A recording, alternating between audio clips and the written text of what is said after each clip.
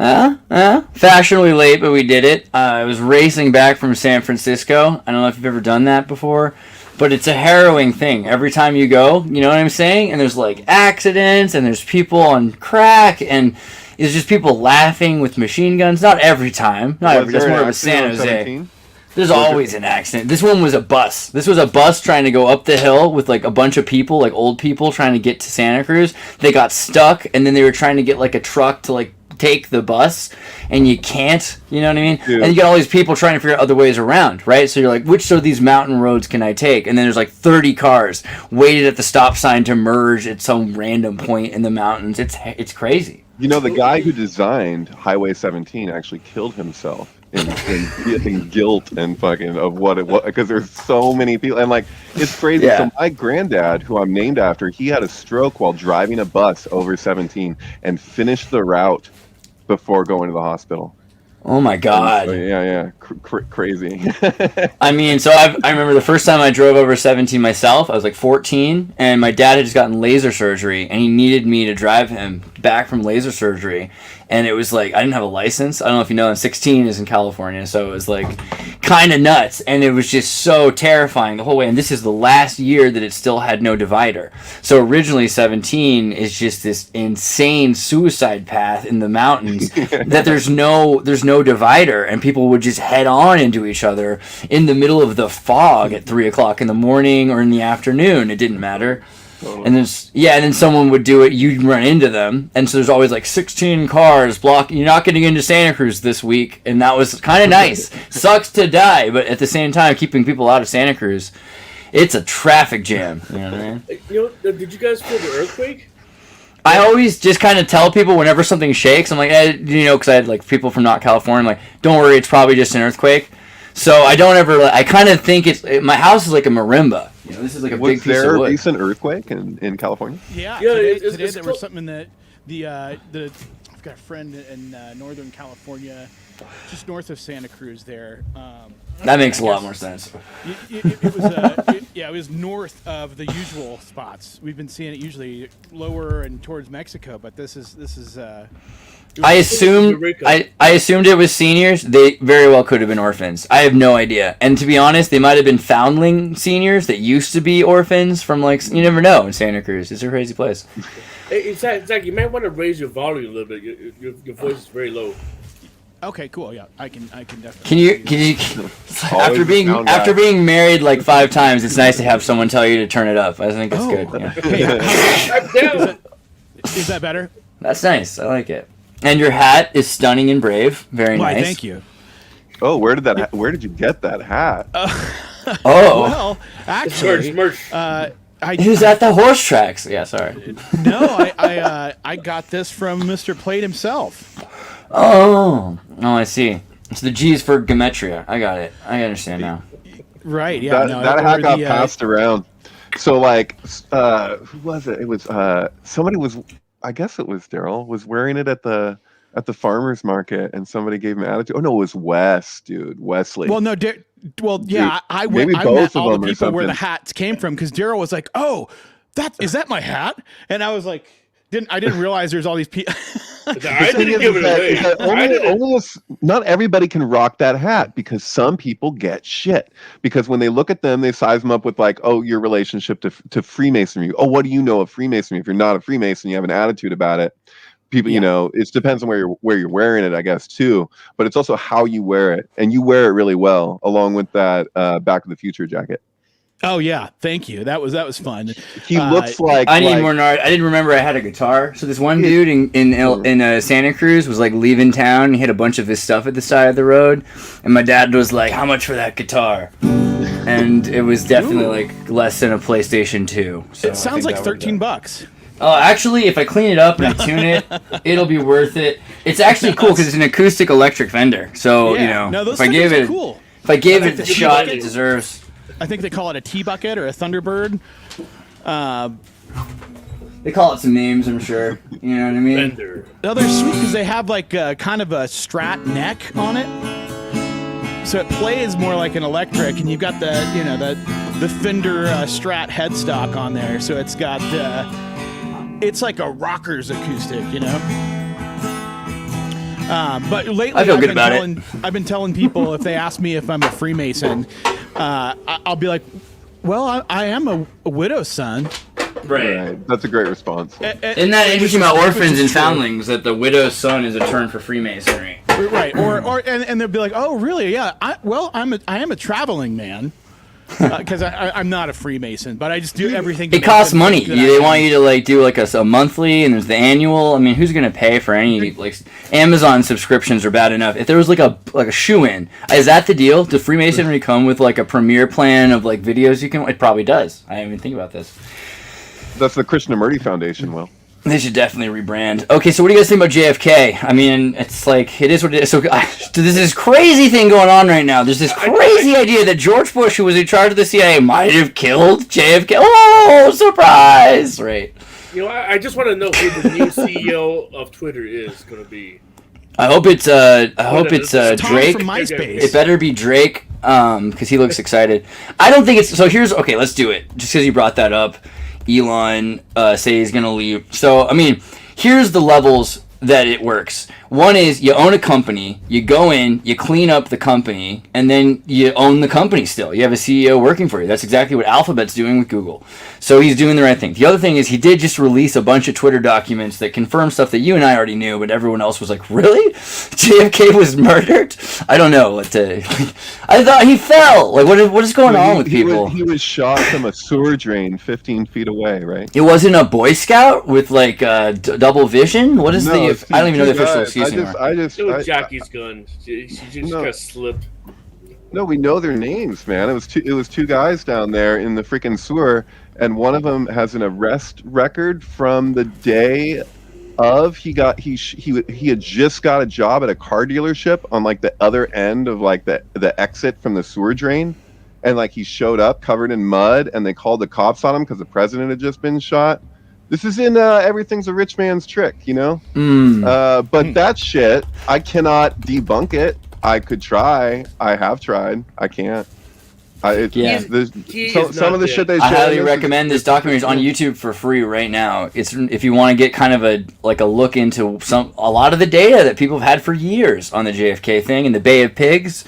And the Bay of Pigs is interesting because you've got a bunch of these Knights of the Golden Circle, which keeps coming up again for some reason. You guys remember the Knights of the Golden Circle?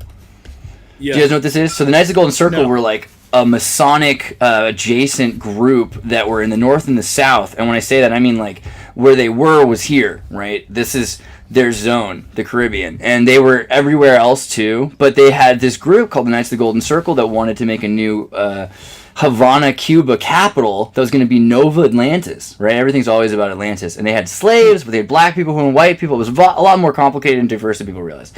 Anyway, Civil War goes on. They arrest one of their main leaders. All of a sudden, Yankees and Confederates take off their uniforms and put on all black. And the Confederates and Yankees march hand in hand to bomb Pennsylvania because they want to get their leader back. Because it was more important to them, the Knights of the Golden Circle, than the North or the South during the Civil War. So that gives you an idea of how little it mattered, the Yankees versus the Confederates, and how much more important the Knights of the Golden Circle was. And then Abraham Lincoln freaked out, suspended habeas corpus, so he could arrest anyone at any time for whatever, for as long as they wanted. And it was all trying to catch the leaders of the Knights of the Golden Circle. Come 100 years later, from 1860 to 1960s, you've got the same problem. You've got corporate globalism coming out of the South America, where it's cheaper to work the Banana Republic. And all of a sudden, George Bush and his friends, they lose their giant plantations in Kingdom Come in the Bay of Pigs. Cuba loses everything. Or rather, the CIA families do. And then they decide that Kennedy's an amateur, and they want to get him. You know, there's the whole list of coincidences between JFK and Lincoln, right? Yeah, thank you. That's a good one there. It's go ahead, David. No. You go ahead. Let me just really quickly say, Bobby Bobcat here says Danny Casolaro's work ends all well up of my own follow-up. Yeah, I'll look into Danny Casolaro. That sounds interesting. So Lincoln was killed in the Ford Theater. You got Kennedy killed in a Lincoln, right? Yeah. That's a good one. It's who replaced him was Ford, and then who replaced him was freaking. How did it work? Yeah, you'll have the list. Yeah, there's a whole list here. Let's see. John Wilkes Booth shot Lincoln in the theater and ran to a warehouse, and Lee Harvey Oswald shot Kennedy from a warehouse and ran to a theater. So Right. it's a whole bunch of little tidbits of weird reverse coincidences. Yeah, it's like someone went in and kind of like messed with the source code, and things got a little messed up. 46 is good though. There's a lot of links with 46 to Shakespeare and Trump. Right. There's a bunch there. Kennedy. I don't know. I mean, I don't know because like the thing is when you go deep into the numbers, you can find links in a lot of places. But when you start looking, but I'm not saying it's not true. I'm just saying it's so easy to just look at the JFK connections, just physically what they were working on, the connections of the Rothschilds, the connections to Catholicism, even the mirroring of who they, John Wilkes Booth versus our Discordian Lee Harvey Oswald. Remember the Discordian thing, David? Mm-hmm, absolutely. So yes, who's the guy? We interviewed him for Always Record. There's a guy who's written books on that. Adam Go Rightly. Oh yeah. Yeah, so yeah, he really does a good job of laying out the connection between Lee Harvey Oswald as essentially one of the co-founders of Discordianism. And so, but there's the other guy. What's his name? What's that guy's name? The other guy is the one who always talks about. The blonde guy. Well, actually, Gorelli is actually in our group in Synchronous. He actually joined. If you the other guy is it starts with a G. I forgot. But it's not a Discordian. Yeah, it's not a Discordian. You're talking Grant Morrison? No. He's not Discordian. No, he served with Lee Harvey Oswald. So Lee Harvey Oswald was in Vietnam with this guy who's basically is the real founder of Discordianism. But there's a direct link and relationship. And there's testimony. So this is recorded in testimony. So you can look at excerpts from like what he had to say about his relationship. And it came up. Discordianism came up. That was a real discussion in the JFK assassination trial. So like the one that they Thornley and Hill, right? Kerry Thornley and Greg Hill. There it is. Thank you. Yeah, Thornley. Yeah, totally. Right. So Thornley is the one for sure. Here's Thornley in his military cut right now, or then, and there's Gregory Hill, both Discordians, right? And then these guys, so Kerry Thornley, who you can see more pictures of him looking more like a hippie here. This is the buddy of Lee Harvey Oswald. And also they fought together, right? Then they go to some weird military bases in Eastern Europe or Germany. I thought that they were actually in, where were they? I don't know. I can't remember. I should know that. Sorry. I keep finding they'll be like, oh yeah, by the way, Jeffrey Dahmer was in West Berlin. Yeah, okay, sorry. So you never know. You never know where these guys were. They were Marines, so you know, there's kind of like a what was that? Fucking Mad Men kind of connection there. Mm-hmm. Like, so you're a traveling man. It's like, what's the deal with it? Yeah. So as far as my understanding goes, I do think that Lee Harvey Oswald was a shooter, but of 6 shooters besides the 2 that actually got the fatal shot and the driver's shoulder. It's all about the angle in which he got shot. You can see it was from below. That back and to the left, dude. That's coming Grassy from below. Knoll, and then you have the 3 tramps, which is Harry. What's his name? Woody Harrelson's dad. That's a crazy link. Yeah, he fucking shouted that shit when he was at a shoot off. Yeah, and he mentioned that on 60 Minutes, and he tried to walk it back when, what's her name, tried to ask him about his father, Lee Harvey Oswald's father. Woody Harrelson's father. Kennedy? Yeah, well, Woody Harrelson admitted that his father was one of the 3 tramps involved with the JFK assassination on 60 Minutes. But it was because she was asking him, and then he's like, oh, I shouldn't really say that. And he crosses his legs like an Indian and just changes the subject. He was a bootlegger, right? That was the deal? Yeah. So like, dude, isn't it kind of funny that like Oliver Stone did Natural Born Killers with Woody Harrelson, and Oliver Stone did JFK. Yeah, but who did the Harvey Flint movie? Because that was the more Wait, is that wrong? Another guy. I think he passed away. Flint? Larry Flint. My bad. I knew what Steve you meant. Harvey. You were combining Flint, fucking Larry Harvey of Burning Man with Larry Flint. Oh my god. Larry the Cable Guy? Zemeckis, no? So Larry Flint's an interesting movie with Woody Harrelson that totally gets into the fact that he's a bootlegger and talks about the other side of American history and what Larry Flint is, who was also a moonshiner's kid, and how people tried to kill him. I mean, Courtney Love is right in the center of that. Come on, like, you know what's going on. So Courtney Love is in this, and Courtney Love is in Man on the Moon with Jim Carrey, and that's the same director. And I think he passed away in the last couple of years, if I'm not mistaken. Milos Forman, he directed A Man on the Moon? I thought so, didn't he? Well, he I don't know. I have a personal sync sync this info with, right now. I have a personal We sync might with need a Texas. disclaimer. I have a personal sync with Texas, and the place I worked at in Austin called AAA News. It was a non-adult and adult bookstore, but the guy that owned it, Border, had the same lawyer as Larry Flint, Wow. who's played by Edward Norton. Wow, yeah. And there was Edward Norton in there as well. So wait, really quickly, One Flew Over the Cuckoo's Nest, Hair, Amadeus, The People versus Larry Flint, Man on the Moon. I mean, this guy, Dude, Milos that's Forman. so weird that he did. I forgot that he did Hair, and I almost mentioned Hair earlier when you showed the picture of the freaking of Thornley. He's a Czech. Okay, cool. All right. Yeah. Milos. Yeah, so I got so- to sync with this with two Eminem albums actually on the website, just so you know. So it's Larry Flint with Man on the Moon with Eminem's two albums. There's a whole thing because I don't know, man. He had that other character. Well, who Tony Clifton? So Yeah, he'd always Tony play Tony Clifton Clifton. is So great. there's something relatable with like Slim Shady versus Marshall Mathers. You know what I mean? There's like, will the real me please stand up? So it's like there's something that Tony, works like, there. hey, With his, yeah, with Andy Kaufman, and then Man on the Moon. That takes it back to Strange Angel, right? yeah. Right.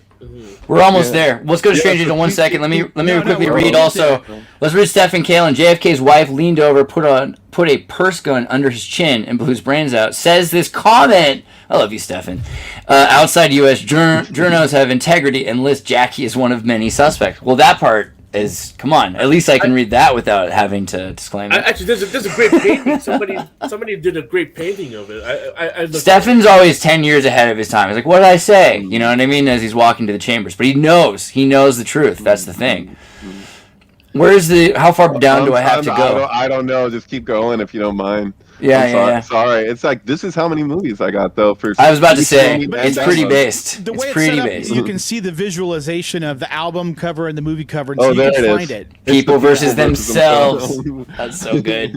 The people Aw, versus with Eminem? themselves. Yeah. All right, I'm That's going to great. watch this. Hey, That's Andreas, I'm uploading the picture. You should show this one. This is pretty cool. Bobcat dropped a link to the archive on Danny and the Octopus and General Research. Bobcat, I love you, Bobby. You're amazing. Say it again, Eddie. Look up the mailbox Twitter. Oh, yeah, Synchronous. Okay, 1 second. Yeah, I don't know who the artist is, but this visual just like is such a well done painting that I was convinced that must be how. Oh my it's done. God, this is AI or something. This is the best. No, this is not Nice, AI. This wow. is actually yeah. So you can This see is a real photograph, right?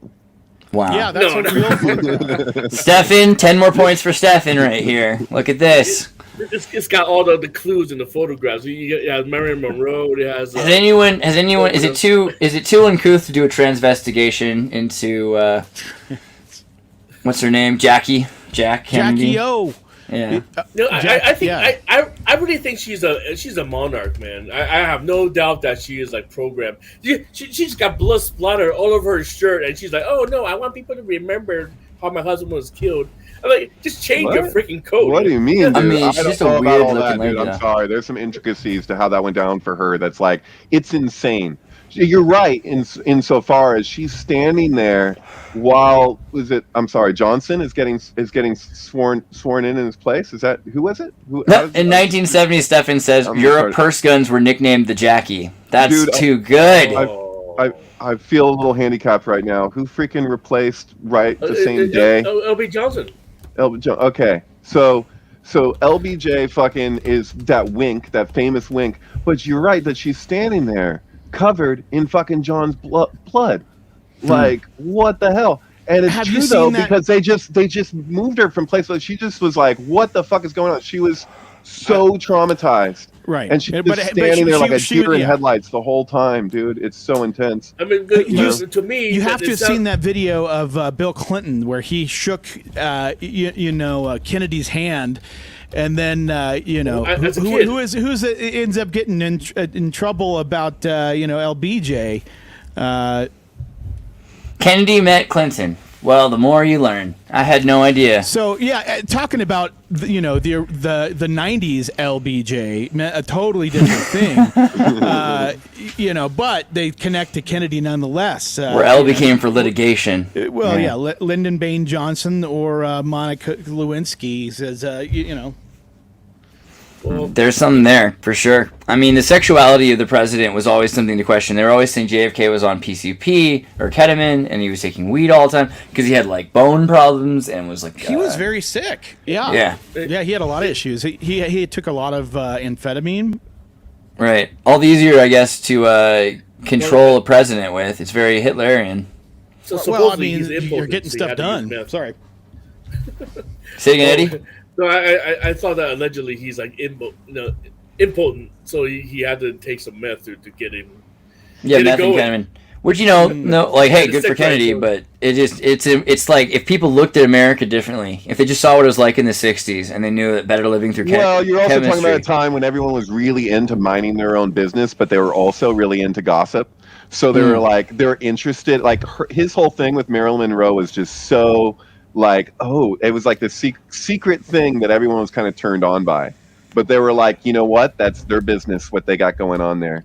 You know? Right. Punk rock culture did a lot to touch on that, and just like the whole, Texas is the reason that the president's dead. You got to suck, Jack, and suck. Ride, Jackie, yo. The only way to get it. Do you guys Dead Kennedys? You have this whole You guys have any opinion on Bill Paxton? Bill Paxton, he was. actor? I feel like he had to have been somebody in order to make it that far, and then they must have sacrificed him. Is that Well, no, I'm saying that Bill Paxton was he saw JFK right at the moment he got shot. game over, man? Really? He was a witness? He was a He was on the shoulder of his dad. And, Oh my God. Game over. Come on. Meatloaf was close by that day too. Bill Paxton. The Kennedy assassination starring Bill Paxton as the little boy. Game over, man. Wow. Yeah. Wow. So Weird science. Meatloaf wasn't far away. No. The musician Meatloaf, he also was there that day. Really? Well, What did he say? He didn't see the shot, but he was close by, and so he had ditched school or something, and then people didn't believe him, but then he was on the news and they saw him on the news and everyone freaked out. And then he's like, I'm getting out of here like a bat out of hell. Whoa. Somehow related. There's something to it. I think he's that mysterious lady with the boobs, in the grassy knoll. Well, I mean, that's what that song means. I'll do Bob anything, from but I Fight won't do Club? that. You're talking Bob from Fight Yeah. Club? He'll do anything yeah. for love, but he won't do that, Mr. Bush. I think that's what that song. That's why he had to be a few blocks I away. won't do that. What's the man. Mandela effect regarding the seats in the vehicle? Where it's the thing where they're like, there was 4 seats, and then they're test the seats, and then it changes or whatever. But oftentimes people use photographs that were used, I think, for the Jackie movie with what's her name, Born in Jerusalem. JFK Jr. I mean, that's a start. I'll take it. Well, there's a Malta right there. There's a Knight of Malta. Natalie Portman's Jackie. So I put this in the chat if there's a link there, but I'd actually recommend this before I'd recommend the other one I was showing you. Ooh, Tori Amos and Jackie. Okay, Yeah. Look at the poster. Look at Natalie Portman with her fingers. Look at that. Those are trigger fingers right there. Look at with the holster. See, look Wow. at it. She's putting away the gun. She just can't remember what she's done. Yeah, okay. I like it because it's very Manchurian Candidate, and that comes up a lot. Mind control. Dude, this accusing of Jackie, I feel a little bit like, leave Jackie alone. Leave her alone. But she's an interesting lady, man. I don't know. She's she's taken advantage of afterwards in her next marriage, and fucking John fucking warned about that guy that she ended up with, Mr. Onassis. And so, yeah, and she was way into Egyptian mysticism. She's a very, very interesting mind. Didn't she move directly across the street to like an Egyptian museum or something because she had this whole deal with, and I think it was an extension of how John was into Camelot. She was like into Isis and stuff. Of course. And so she had this whole, it's similar to Sharon Tate actually, an interest of like this fascination with Egyptian mysticism. Looks like in New York, the Temple of Dendur. It looks like that one place, Eddie, in California and Los Angeles. I think it's like the Citadel, like a gambling casino or whatever. It's like but it looks like. Yeah. You're talking about in the City of Industry. It's a mall right now. Like that's what it is. It's called a Citadel. Yeah, it's called a Citadel. Yeah. Jackie urged JFK to convince Congress to approve the $10 million contribution to purchase from UNESCO the Temple of Dendur. So there's that. She wanted to make sure they owned the Temple of Dendur, and they brought it to New York. Does she live across the street from it? That's what I feel like I got that from Alan Abadessa, actually. I believe it. It makes the most sense that she would want to be near the thing that she had built that she wants to see all the time, paid for by the state, paid for by your tax dollars. Yeah. Although I'm all right with it. I mean, if you're going to take tax dollars and buy the Temple of Dendur, I mean, it fits right in. I'm sure, like, our iconography is so built. Oh, totally. Whenever I think of New York, I always think of that, that temple, yeah. Hey, can we look at the link? Look at the Lincoln's license plate. Lincoln's license plate? Yeah, the car. Oh, JFK. Abraham Lincoln's license plate. What was Abraham? Exactly. Born to die. Is it this one? Yes. DG300. I see it. I see it. Like 700. What is it? 77 Shin. Yeah. So that's 88. So it's Judgment. Is that where you're going with it? Wait. 300 is Shin and Judgment. Yeah, there you go. So Shin is 300, and then it's Oz. And it's like 77. 77 is Zion, or you got like.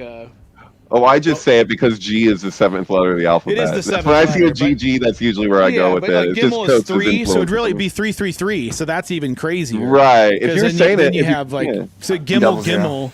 Right. Gimel is 33, 300. You're right. Yeah. You can totally just as easily. Yeah. Have you guys read the tabloid trilogy by James Elroy? Oh, look, no, there's 331 in the corner there too. So 3331 333 and then the 64, because you could take a 64, you could do a 32. 32, yeah. Isn't that also the roads at Dealey Plaza form a letter Shin, actually, and it's really obvious if you look at it. 232s. But isn't this also the number of the Zapruder film, the frame count, where you got? Yeah, what is that frame? The 313. It's 313 is the missing frame. That's the missing one. No shit, and it says 313 on the fucking license. That's ridiculous. Wow. Yeah. So what is the American tabloid? Have you guys heard of this? I've not heard of this yet. It's supposed to be, he had a thing he just said, let's see, pull it up. It said, have you read the American tabloid trilogy by James Elroy? Fiction, there's a disturbing amount of fact about the CIA, FBI, and the mob. I mean, I have not read it, but I will check it out. I get the feeling that it's just everything has to be kind of in your face, because otherwise it wouldn't work. You have to have people in their grown-up years starting to accept that society is run by organized crime, and there's different factions and different interesting stuff for sure with the mob. Like you have this whole connection with Vegas and Frank Sinatra, and like this whole new thing that's going on there with the Rat Pack, and then you have the whole. There's some other connections between women. Dude, whatever the fuck is... Dude, with what the mob was then, just like with what the CIA was then, with a heart attack gun that absolutely existed, and you can the see CIA that didn't exist. It was the OSS. You had the but OSS. I'm just saying, like, when we talk about how golden circle. Crazy it was in the 60s and 70s, my God, what's going on? Hey, David, speaking of the assassination gun, Bay of Pigs, right? So Bay of Pigs failed, and do you know what happened next? With like the frozen dart with the Well, I mean, you could say Operation Condor. It's an icy bullet, but once it failed, Justin Trudeau is born. Right, that's true. And also, we're about to get a Strange Angel. It's gonna be fun because 9 months after that show is Hillary Clinton, but There's just before the rumor that Moonshot. Mick Jagger actually is the father of Justin Trudeau. Jagger? No. No, I've heard. He doesn't have his lips, man. I mean, he did. I know he could be like a baby uncle kind of thing. It's like that. What's that show in the '80s with the daughter and the two dads? My two dads. Yeah, My Two Dads. That is Justin Trudeau's life. Have you seen that show? Let's get really 80s for a second. So here's a show that's the most 80s thing possible. So the mom was living in the 70s. Reiser. You know what women were like in the 70s? I swear this is how the show goes. And the daughter's like, hey, we don't know who the dad is because mom was kind of a floozy. Could be either one of you guys. Instead of going and trying to get genetic testing in the 80s, which would be expensive, why don't you both just throw your lives away to raise me in this like hyper-progressive... I mean, anyway, that's clearly Justin Trudeau with long hair. That guy, what's the actor's name? Reiser? The guy on the left? I forget him, but he's beautiful, and he's also in Red Oak, which is a good show. Have you seen Red Oak? I love He's Red the Oak. aliens, right? So. Dude, Red Oak, Amazon. Make sure you watch that show. Total sidetrack show. Not the in the Amazon rainforest. This guy, dude, he's good. He's Jewish. He works at the local tennis court, Red Oak. It's an amazing show. He was in Mad About You too, right? Yeah. Yeah. Okay, but what happens after the Bay of Pigs is Operation Condor, because the Knights of the Golden Circle are like, well, where do we still have power? Well, we still control the United States. We still control South America. Let's start to divest from the Caribbean. We'll go into South America. We'll destroy the bananas, which is what happened. The San Michel banana was destroyed, and they completely had insurance money to create a new banana, which they got from South America and Polynesia. The Banana Republic? Yeah, so San Michel, is that right? Or Gros Michel banana? So the bananas are extinct, right? I know a guy where you can get real bananas, Gros Michel bananas, but these are what your parents used to eat, and they got rid of them. They completely destroyed them. There used to be a thing called Gros Michel bananas. The difference? Because right now, the banana that we see right now, we cannot plant them. Right, the Cavendish. It has a seedless banana called the Cavendish, and this is what you're used to. Banana will go extinct if they wiped out a whole season. Well, the fun fact is that they already did, and we have thousands of other kinds of bananas waiting, and what they do is they radiate islands so that they mutate the banana as quickly as possible. This is hilarious that someone would name a store after slavery, by the way. I don't quite... colonization something. What do I have to type in order to see the real banana republic? There we go. So the banana republics, you take over a country, corporation of the United States, it's super cheap, you pay people in bananas literally, so that that's all there is like banana bread, banana flour, and then eventually they decided, hey, we're going to take this over. Banana. It's not so bad. Banana. Banana. Wasn't the history of the banana for the? Wasn't there like most of the world didn't get bananas, and then it was like one guy made a fucking fortune with being right. like. Well, not just one guy, but yeah, not just one guy. But there was an event that kicked it off by one person making a move, and he made a fucking fortune. He was like became one of the richest people in the world super fast. Right, and then Bernays actually helped. Bernays helped the Chiquita and formerly the United Fruit Company at the time. Bob Dole kind of thing. I Love Lucy too. That was a big part of humanizing, Desi. They're like, oh, they'll never stand for this type of thing unless we can like get people like that can relate to like Cubans in a way that's like, oh, Desi and Lucy, they're all right. I love them. But it's also very. They also patronize the hell out of them, right? And what was it? Frank Sinatra tried to kill Desi Arnaz for his former show about the Italian mobsters. He's like, who's this guy making Italian Americans look bad? And then Frank Sinatra's wife, who might have had an affair with Arnaz, saved his life, had his hit taken off. So there was a big push to make black people, Latino people, everyone look like they were lesser and that they had to adjust and that their kids were going to be the ones to adjust and to be conform to American values. But it was also, let's just build a society someplace else that we own. And then what happened after they lost Cuba was they just consolidated in South America, and that's what led to the Cavendish by having these coups, right? Well, you have Operation Condor. So Operation Condor is the implementation. There's a couple things that happened before it, but it's like getting fascist dictators to take over countries in South America over the 20th century so that you can just pay them off. So that's how you have Chile with Pinochet. That's how Argentina ends up, this is the whole plan. I think we're near another cycle because people don't see it, but we are kind of surrounded right now after this whole Ukraine invasion happened. You know what just happened, right? Last month, the president of Cuba visited Moscow. Miguel Canel, right? he was shaking hands with Putin, and I think there is definitely a threat that they want to receive some kind of shipment.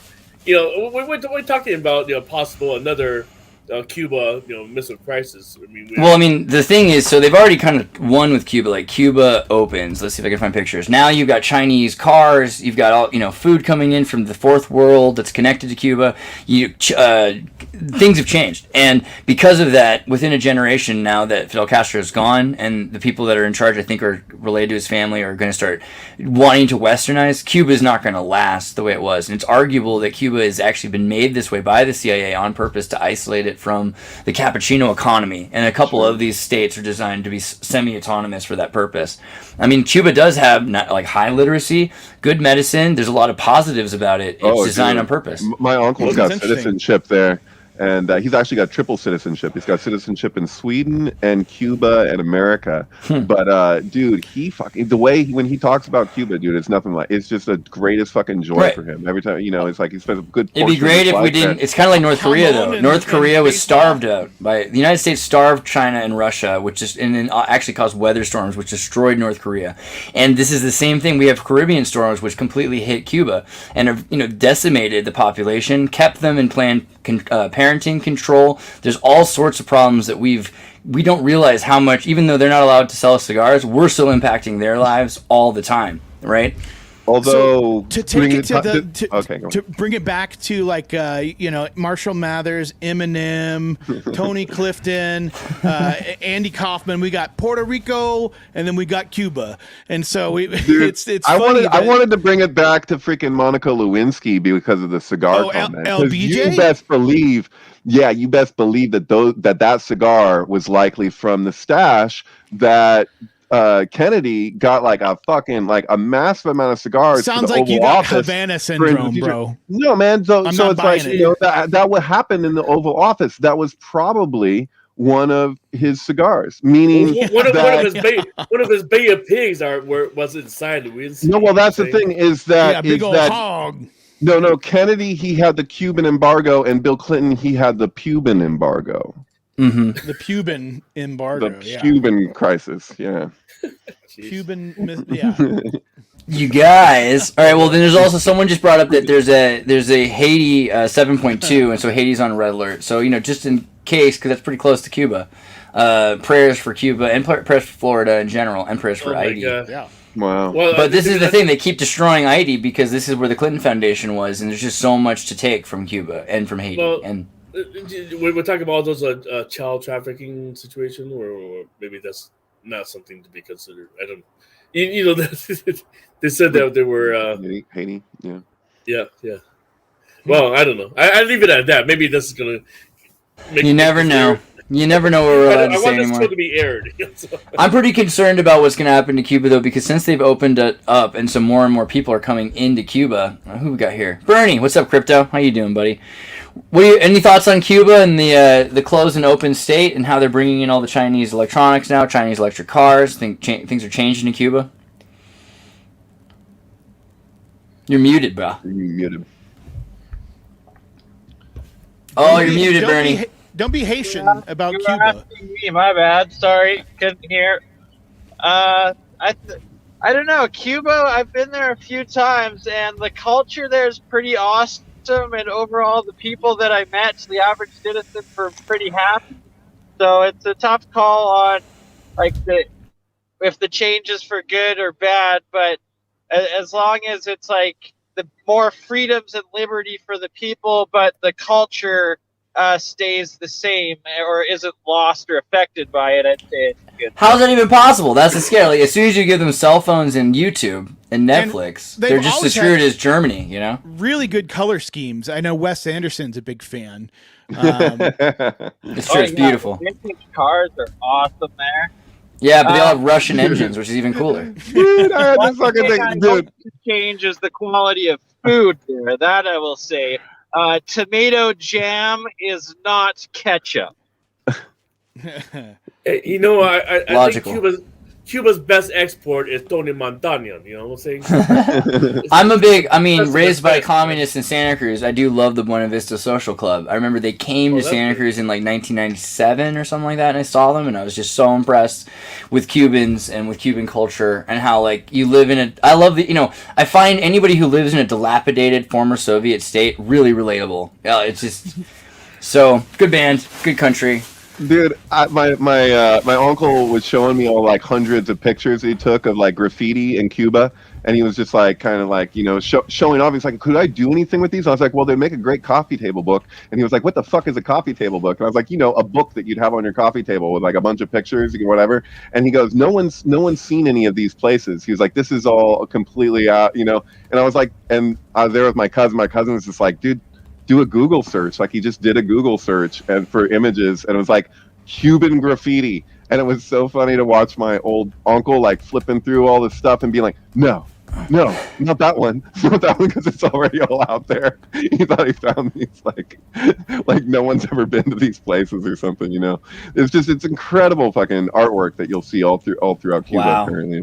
Yeah, absolutely, very talented and open there.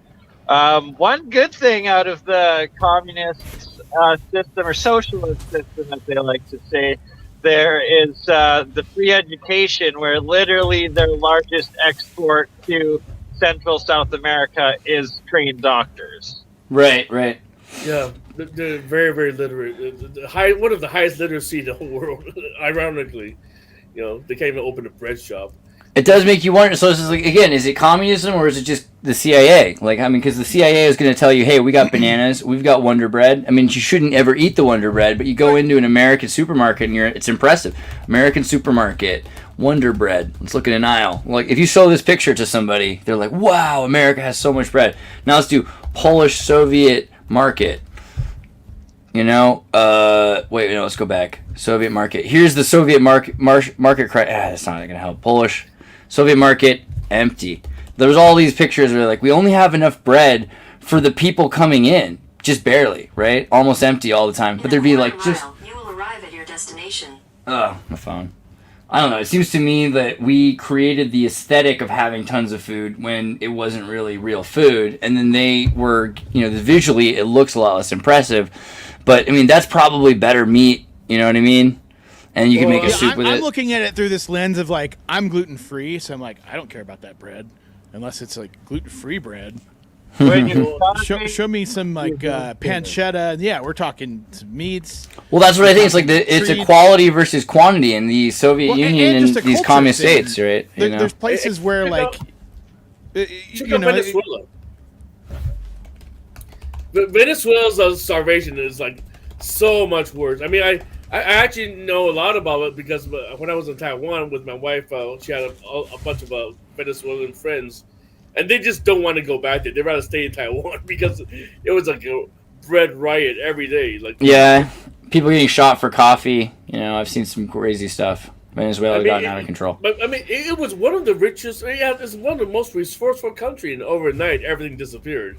I'd be interested to see a map. It'd probably be easy to find out quickly enough. Like, what are the most deaths per capita in the world in countries? And just to see how that. Where that actually lies. Well, if you want to look up total deaths across the board, I'll tell you something weird, dude. I looked up fucking per capita. Yeah, so I looked at total deaths in in various countries in the beginning of 2020. And I could find death totals for they're across the board, all deaths from 2019. Well, I'm not talking all deaths. Check this out. But in 2021 and then in 2022, I still can't find total deaths across the board fucking in a lot of places. And we all died. We're all living in the Matrix. No, I was kidding. No, there's just... I don't want to tell you. It's just when you're looking at statistics, something seems to have happened in the last few years when it comes to deaths. It makes it difficult to fucking find things like you used to be able to. Because they're like, we don't actually know. I think there's some it just depends on how you break down the data, because you got to have data that's collected. But you would think that there would be, a way to see the most deaths from malnutrition and starvation, right, per capita in the world. Right, but did they die of starvation with COVID? I mean, yeah, so the thing is, people don't want to tell you the truth anymore. Today, I just had this horrible thing happen. So for the last week, I came to see my dad and try to take care of his stuff. And he's getting older and tired and doesn't understand what's going on with technology, right? Like, he passed the bar exam with a mechanical typewriter.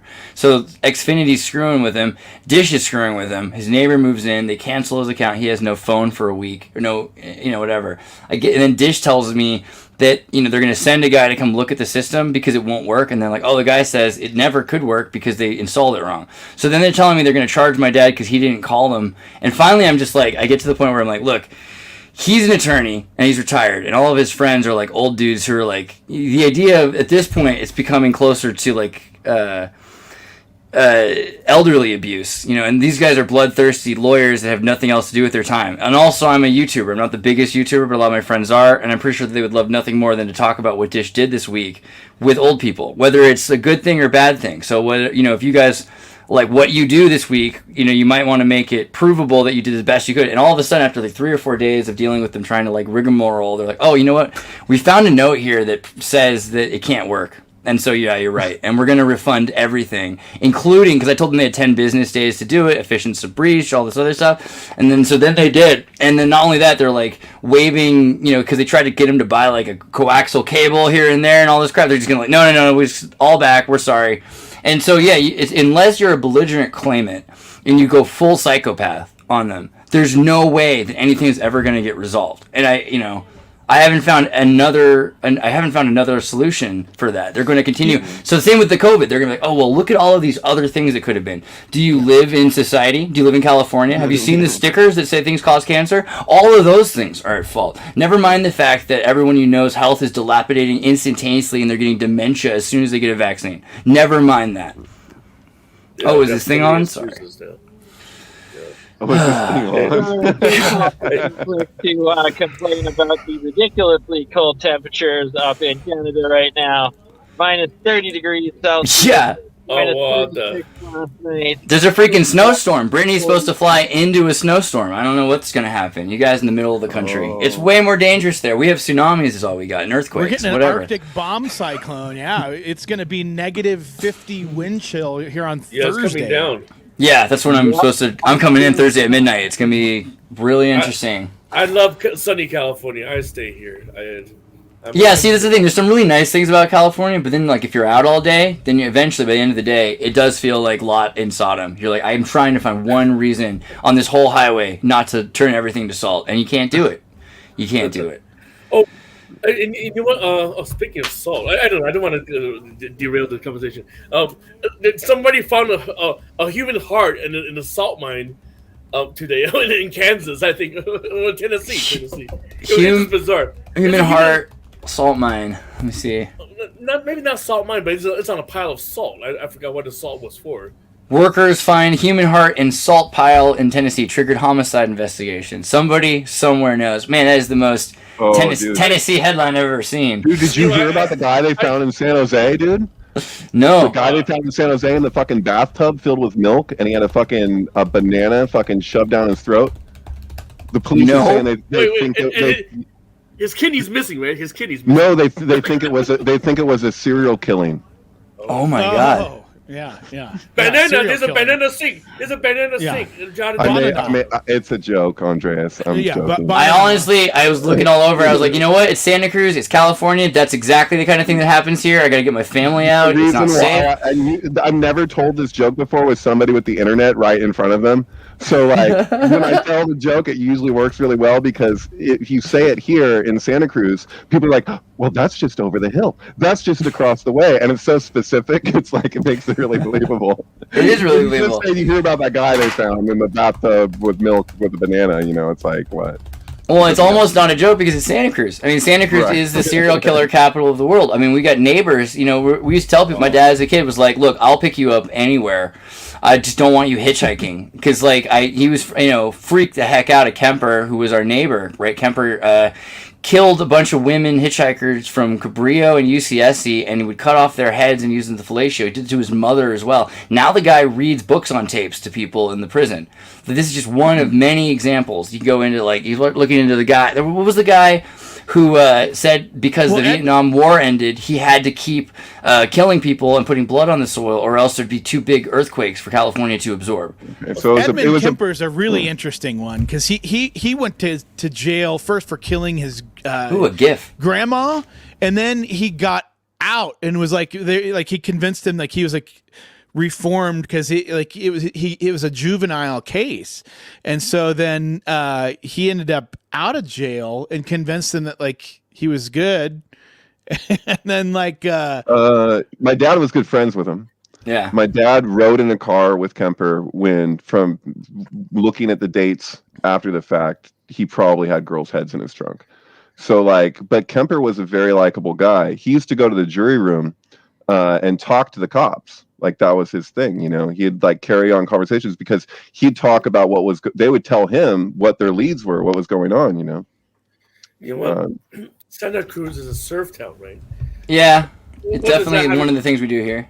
It has to have something to do with LSD, you know, or some kind well, of... so yeah, what what it really is the Stagnero mafia town. So Santa Cruz is right on the coast, and you got a lot of these mafia people that have lived in California since before it was the United States, and they still control things, right? You got a lot of families. Probably said a few of them I shouldn't have. Anyway, there's also a group called the what's it called? Pacific Street Gardeners, which is kind of like a gang associated with the police that like. Oh no, I know them. They do that toss your salad, right? Elaborate. Go right ahead. No, man. I tried. So you probably know Jeff Hinckley. Oh yeah, Hinckley. Yeah. What is the second name? Jerry Hanley. Jerry Hanley. Yeah. So that guy opened up a salad place in Aptos, and when he was first opening it, I called him up and I was like, "Dude, I've been telling people for years, if you open up a salad place in Aptos, you gotta call it Aptos Your Salad. It'll be like a novelty thing. Trust me." And he said, "No, we're going with Soul Salad." And so it's called Soul Salad. And I'm just like, dude, there's not even collard greens, dude. Everybody's white. Like, it's not Soul Salad. Your salad. Aptos, your salad. Aptos, oh, gosh. It's so good. Salad. But, all right, so the Pacific Gardeners are a gang that would beat up dreadlocked guys between the ages of 21 and 35 who are alone in Santa Cruz that don't have property or, you know, and this is the alternative to dropping a ticket and telling them to leave. And a lot of people have been complaining that California doesn't have this anymore, that they have homeless people everywhere. So it's a complicated thing. I'm still thinking you probably shouldn't murder people, but that is what was going on a lot in the 70s and the 80s, and gosh, you got to imagine the 50s, like Bohemians disappearing. There was one year in particular where we were technically per capita the murder capital of the United States, which wasn't the best tourist thing. And apparently, from my understanding, I could be wrong, but from my understanding, that was the reason why the Lost Boys, why they selected Santa Cruz to be Santa Carla, was because it really was that. And they bummed out Santa Cruz. They're like, don't put our name on this. But it was supposed to be about Peter Pan originally, and then he got more and more about the Lost Boys of England, and then they brought it to California because that's what his vision was. There's a lot to the Lost Boys thing. Also, the fact that the bad guys in that movie are the mayor, Coonerty, and Coonerty was, you know, his son is now the mayor, right? And so it's this. They do all these crazy laws. You can't be trespassing on public property, which is a great way to arrest homeless people or just, you know, vagrants, as we refer to anyone who's littering. A lot of them are innocent, decent people. It kind of bugs me. But again, you know, they're trying to keep their town fascistically clean. So it's hard. Somebody says capital murder per capita. That's kind of... It's branding. Yeah. I mean, well, we're talking about, you know, murder. But I digress. The point is that they'll take a guy, he gets arrested, he's told he gets good behavior at the Folsom or the Santa Cruz jail, which is worse. If you go to prison, is one thing. Jails, hungry jail in Santa Cruz. So then good behavior, if you do what you're told. In the 60s, you could do medical research for them, get you off 6 months. You know, so you have a 6 months sentence, and they get you off that weekend because you took some chemical that they gave you. Turned out it wasn't LSD, it was orange sunshine, some variant that makes you smoke a cigar in the shower and want to, like, put blood on the soil. But yeah, that happened to a lot of people who went crazy. It looks like Charles Manson. Yeah, he got orange sunshine from the Hells Angels, right?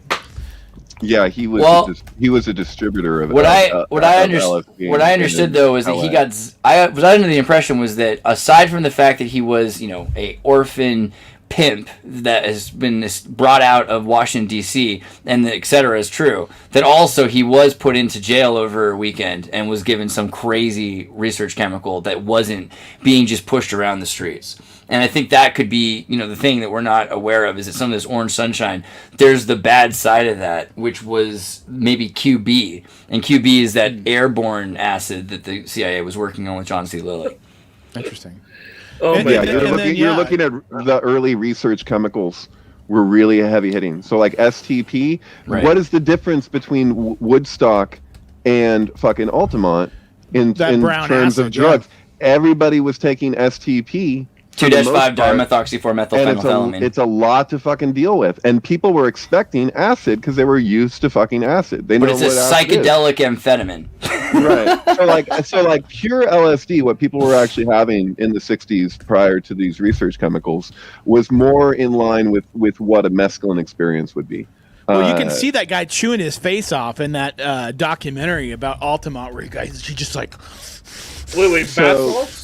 Are you talking about bath salts? Dude, Andreas, did you know Krishna, the man? He was in his 80s until like he passed away recently. He may have made it to 90. I'm not sure. But the Krishna at Mount Madonna?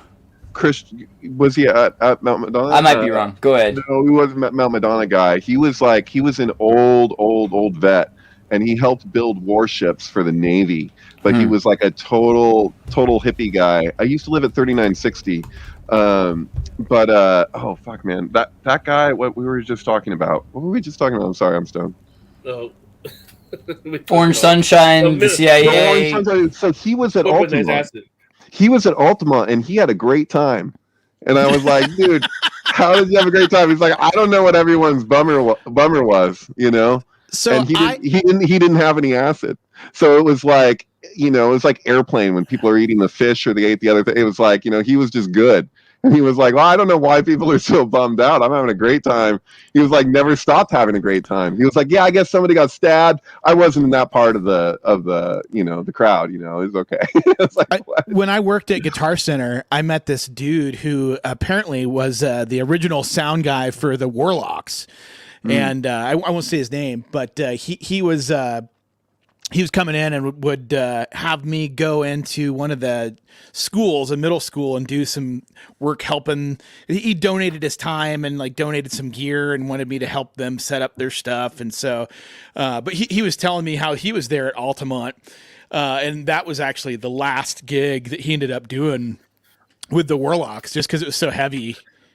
And so like. He was like, okay, that's it. And then he ended up doing stuff for Neil Young afterward, who come to find out, he was telling me about why they called Neil Young shaky. And I assumed it was because of his cocaine thing, but it was because he's epileptic. Right. Dude, there was Which could also be Rosicrucianism if you just switch your hand 30 years in. Yeah. There was a rock of cocaine in fucking Neil Young's nostril in a concert that I watched. When that my dad had on tape of him live at Berlin during the Trans period. He had an album called Trans, by the way. That was nice. That's a hell of a time. Actually, no, and also Transformer Man. He used autotune or a vocoder. It was a Sennheiser vocoder that was. Thank you. Yeah. So like Mr. Soul and stuff like that. But he had this thing, and so years later, I'm talking to James Mazio, who's very close with Neil Young. He did the Zoom album cover, whatever, different thing. Mm-hmm. So anyway, I brought this up to him. I was like, man, I saw this Coke rock in Neil Young's, and he goes, I put that there. And I was like, what the fuck do you mean? He's like, I was there. I was backstage in Berlin. And like that kid in Jungle to Jungle just shot it. And so what he said was he told Neil Young, he's like, I got to break this up. And he said, no, just give it to me. And he took it. He took the ball and he just put it up his nose and came out singing. Wow. And so there was a poster. So Maz told me that there was a poster of Neil Young that had the rock. You could see it because they used a photograph from that segment, and it was like all over. I think it was Japan, and so like they were advertising Neil Young, and they had to go through and paint over the nostrils of every one of these big fucking banners of Neil Young because the fucking coke was showing.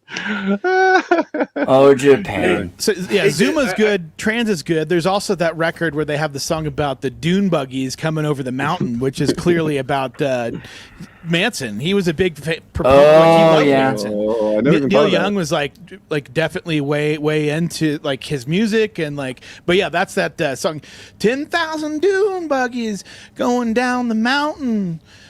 Vampire blues. I remember one time I went into like this elephant cave with Stellium 7, and it was like pitch black, and we're inside of the lungs of this giant, megafauna that's fossilized into a mountainside. And all of a sudden I play some music on my phone, and it's like Neil Young. And he's like, I loved this song when I was young, but all of a sudden, maybe just because you're playing it and I'm thinking about stuff, like, is this evil? And there's all these kinds of things you hear when you think about Neil Young, like the idea of the record playing backwards, like Chicago or something. There's just weird energy there, right? And if Daryl Hannah was friends with him, and so, Scott Rhodes has worked with Daryl, we'd go up there, she had all the pentagrams on all the farm doors and everything, and in Malibu as well. And Neil Young, and they've got these handlers that go with them all the time. It's like a guru. And so I've always, ever since Daryl Hannah and ever since meeting, some of the celebrities that have gurus with them, I think there's some kind of like Russell Brand does that. When you have like a Kundalini like handler, you're on a level. It's like you did heroin too much, you almost died at 27 Club, I don't know what, but now we got to get a Kundalini master. I just turned down going to his ranch actually in the last 2 weeks. So like basically, my boss wanted to go, and I could have pushed it to go, and I didn't because somebody needed to freaking watch the store. So it was like in the middle of the day, and so it was a service for my friend James Mazzio, who passed away recently of a stroke. So I just want to share something a little heavy, but shortly before James passed away. So I love Maz. Maz is fucking my favorite client over the years. Like I've stretched so many canvases for him, and I find out afterwards that I was like, that canvas that you just stretched is already sold for fucking like $20,000. And I'm like, oh my God, I'm glad I did not rip the canvas that I, whatever. But anyway, I'm not just trying to brag here. It's just, it's a story, So like he came in one day, and he doesn't know anything about me as far as my medical choices are concerned. And people were quick to make assumptions at a certain time. And so he started just going off to my boss about how all the unvaccinated people, need to be rounded up and put in concentration camps. And it was like he was joking, but was he? Like, right. It was just like he's so matter of fact about it.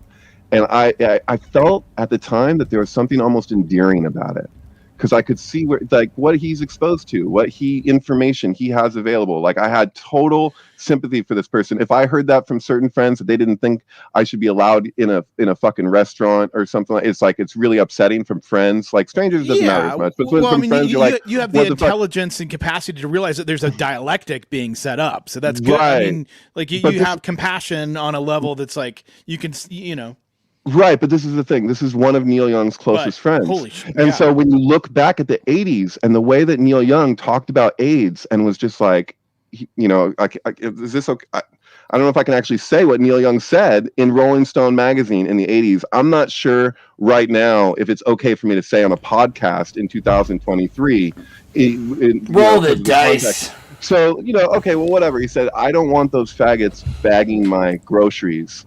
Because he was afraid that gay people could we didn't know how AIDS was spread. And so wait, who said this again? This was Rolling Stones. Neil Young in Rolling Stones in 1970 something. In the 80s, I think. 80s. So in the 80s, during the AIDS crisis, Neil Young was hyper homophobic.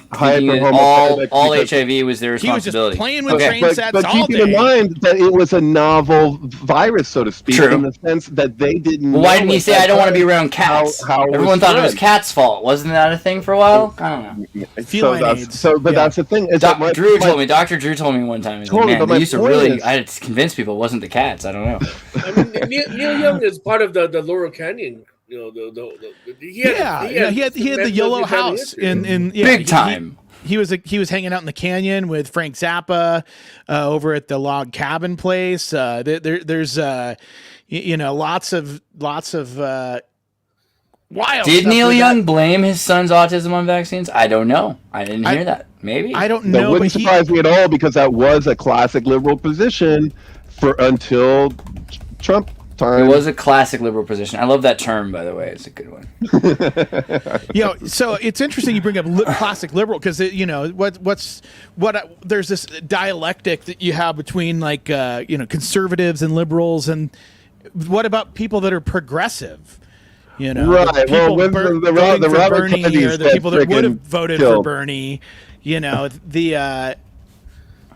We got a Kennedy doing the Kennedy thing right now, and like liberals hate him. Yeah. And it's so funny because you're like, dude, that's where would you expect it to go? That is totally the logical end to the Kennedy's tradition. Like, I'm sorry, like I'm not. I don't know. I don't like to like deitize people or do whatever, like imbue them with whatever. Like John F. Kennedy. John F. Kennedy was cool in a lot of ways.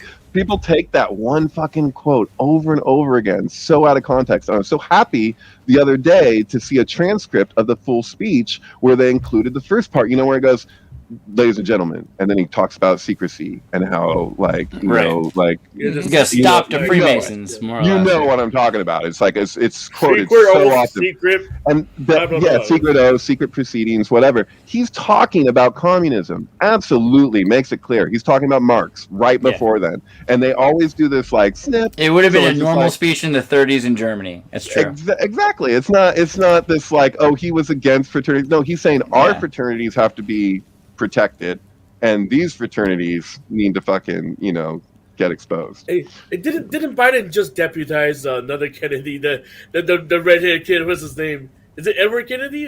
One of the youngest ones. That was a guy that was like drooling like uncontrollably on TV. Like, I forgot his name. It just happened last I love week. that poor Guyana, he's like, whoa. I'm not defending Neil. Like, this is where we're at. This is where we're at as a society. Are you talking about it's so fingers funny. point at Neil, Dude, and it's just... it's Are you so talking about funny. Cletus? When they came for Neil Diamond, there was no one left to speak, Cletus Kennedy? Oh no, it's Joe Kennedy.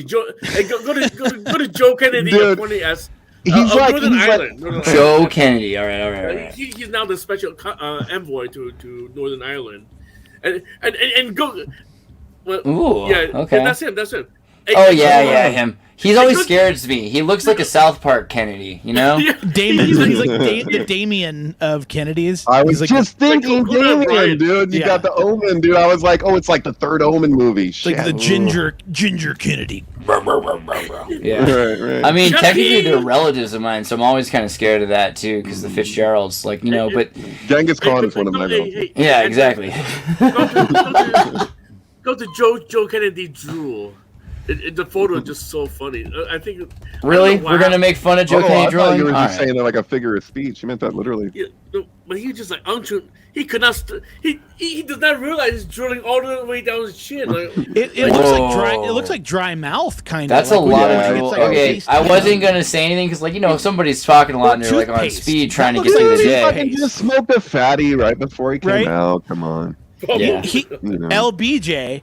All right, well, Shulgin, I wanted to bring up Shulgin because he talks about LSD on the boat. It's always important to remember that Alexander Shulgin was 15 when he graduated from Harvard, got in the Navy, and he brought a chemistry book with him, and he invented all the coolest psychedelics that you've ever heard of, or didn't hear of, more importantly. All of phenethylamines I've known and loved, pickle, and That's the tryptamines I've known ketamine and loved. witch.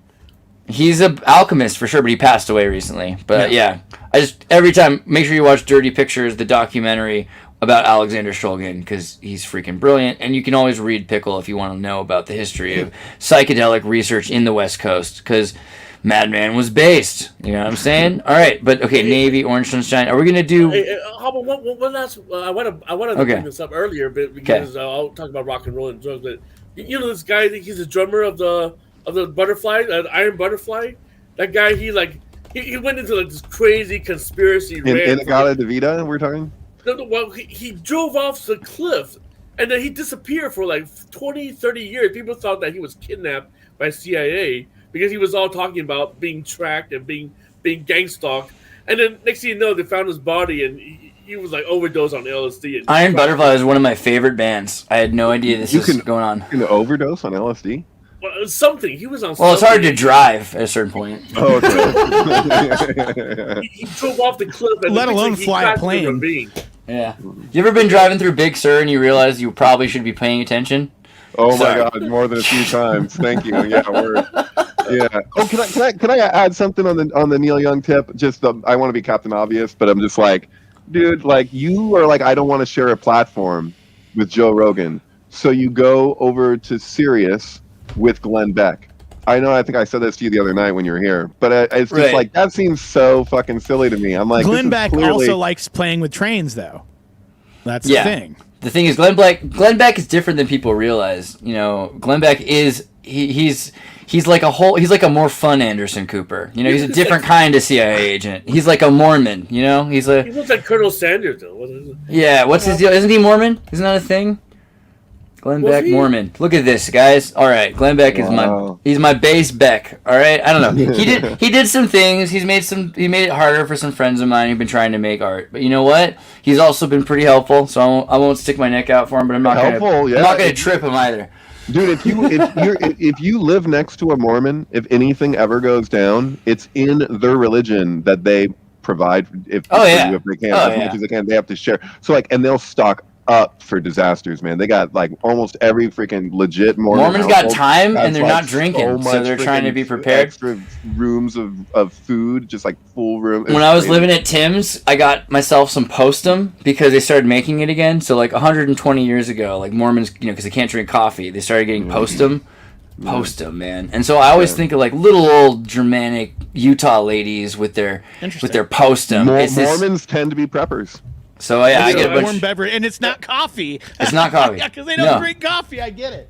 It's amazing, and so they only make it literally for Mormons at this point. I still love the taste of it. I like to join a cult that everybody's called an elder. You know, I mean. All right, well, you just segued super sleek. That was sexy. All right, so here we go. Strange Angel. Here's a I was cult gonna where they say, I call joined you this an cult. elder.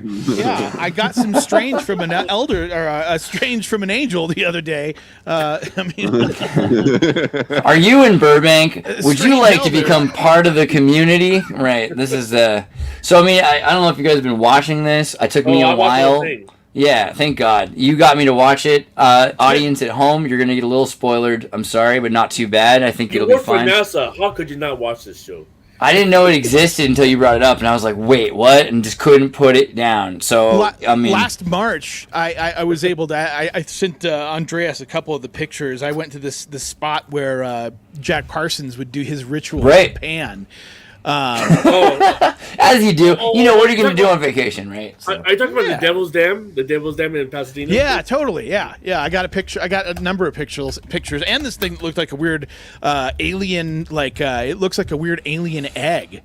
I went to the Devil's Den when I was working for Dr. Drew because he lived in Pasadena. So it was like, I was like, oh, you know, and I always There it felt is. weird being there because I was like, the things that I'm interested in, just I don't know if I can even tell you, like ever, you know. Hey, you know, I hear this story because sometimes I go to get dim sum, right? I eat like Chinese Hong Kong dim sum in downtown or Yeah. Chinatown, and then my GPS will usually take me on the 10 freeway directly into the San Gabriel Valley to eat it. But now my GPS will lead me through Pasadena, and I go right past this area. Wow. It's very weird because Well, I'm get like, out and whoa. record yourself a little bit, and then Zach, send me some pictures. We'll put it into the documentary. We'll have to do it. I sent them to your Facebook. They're Okay. They're in your deal there. There's actually this. Yeah, maybe somebody from California could tell me what this weird plant was, because it definitely looked alien. But you can see the NASA and JPL sign. Right from there. It's in this weird giant aqueduct. It's really impressive looking. Like If you look for evokes Joshua Tree, it has all of these crazy alien looking plants and things. And I'm pretty it's sure not a the movie- Joshua tree. It's not a Joshua tree. Oh, what was it? It's What's this it look like? weird. Some kind of cocktail or what? You might have to check in your messages, because I sent it to you on there. Let me see if I can. I'll see if I can find it. Let me see here. Oh, okay. I got. I don't know what it is though. It's not a Joshua tree. Okay, so here you are going to the dam area, right? Yeah. So as you There's see, you NASA. can see the NASA sign. Wow, and then you get and starting to descent down into. Ooh, these are great. Oh, I love these toys. Did I go too far the wrong way? Yeah, a little too far. This guy, these yeah. alien-looking things, right? Whoa, So that looks like a Asian fruit. Oh, I know those guys. I've seen those a lot actually. I've huge. come across those pods, and you can open them up, and I think, those might be the ones that actually do have a psychedelic property. Because there is this thing, okay? Someone says it's blooming yucca. That's a yucca flower. Cool. okay. Yeah. No, Michael in LA. Shout out you to can Michael. eat We that. should get you on sometime to talk about You LA. can eat that. It's delicious, and it's not No, the no, psychedelic wait. one. I'm thinking of something else. It's also pokey. But no, this is that fruit? Is that root plant that Mexicans eat, right? yeah. The You yucca. can eat this Yucca. little weird like. Well, there's is it the yucca that's like more like a potato? I had one of those in it's like Puerto giant Rico potatoes. actually. Someone It else has, is like- saying lychee. I don't know. No. Okay. I think what And wild because cucumber. in Canada they have this Wild This is great. cucumber. You guys keep guessing and coming up with new names for whatever it is. We'll brand Now it and sell that's it. a wild cucumber. That's a wild cucumber. That's a very hairy. All right, but there is logic to this. So Jack Parsons would go out in the middle of nowhere and the show kind of screws this up. They make him look like he's kind of an idiot. And they're like, oh, he doesn't know what he's doing. He's kind of bumbling around. He's going to blow himself up eventually. I think that was almost offensive. Otherwise, good show. He's doing the best he can in a world full of people that are initiated, and he's not initiated. He's self-initiating like Albert Pike.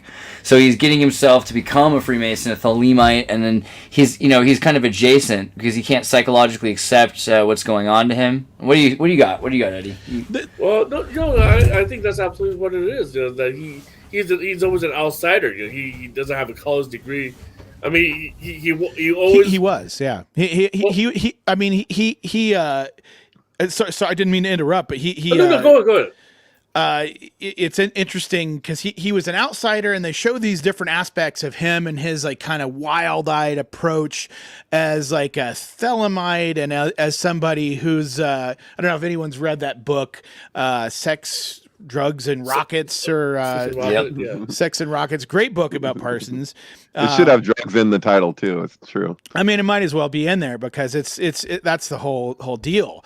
And so he was doing this, these rituals to Pan and having these visions, and like there were definitely psychedelics in the mix. So it would be funny and interesting to think about him, planting some, mildly psychedelic plant there that people would find if they went to the same place where he was. There is an interesting trip where they go to a Joshua Tree in the show, right? And they do take psychedelics.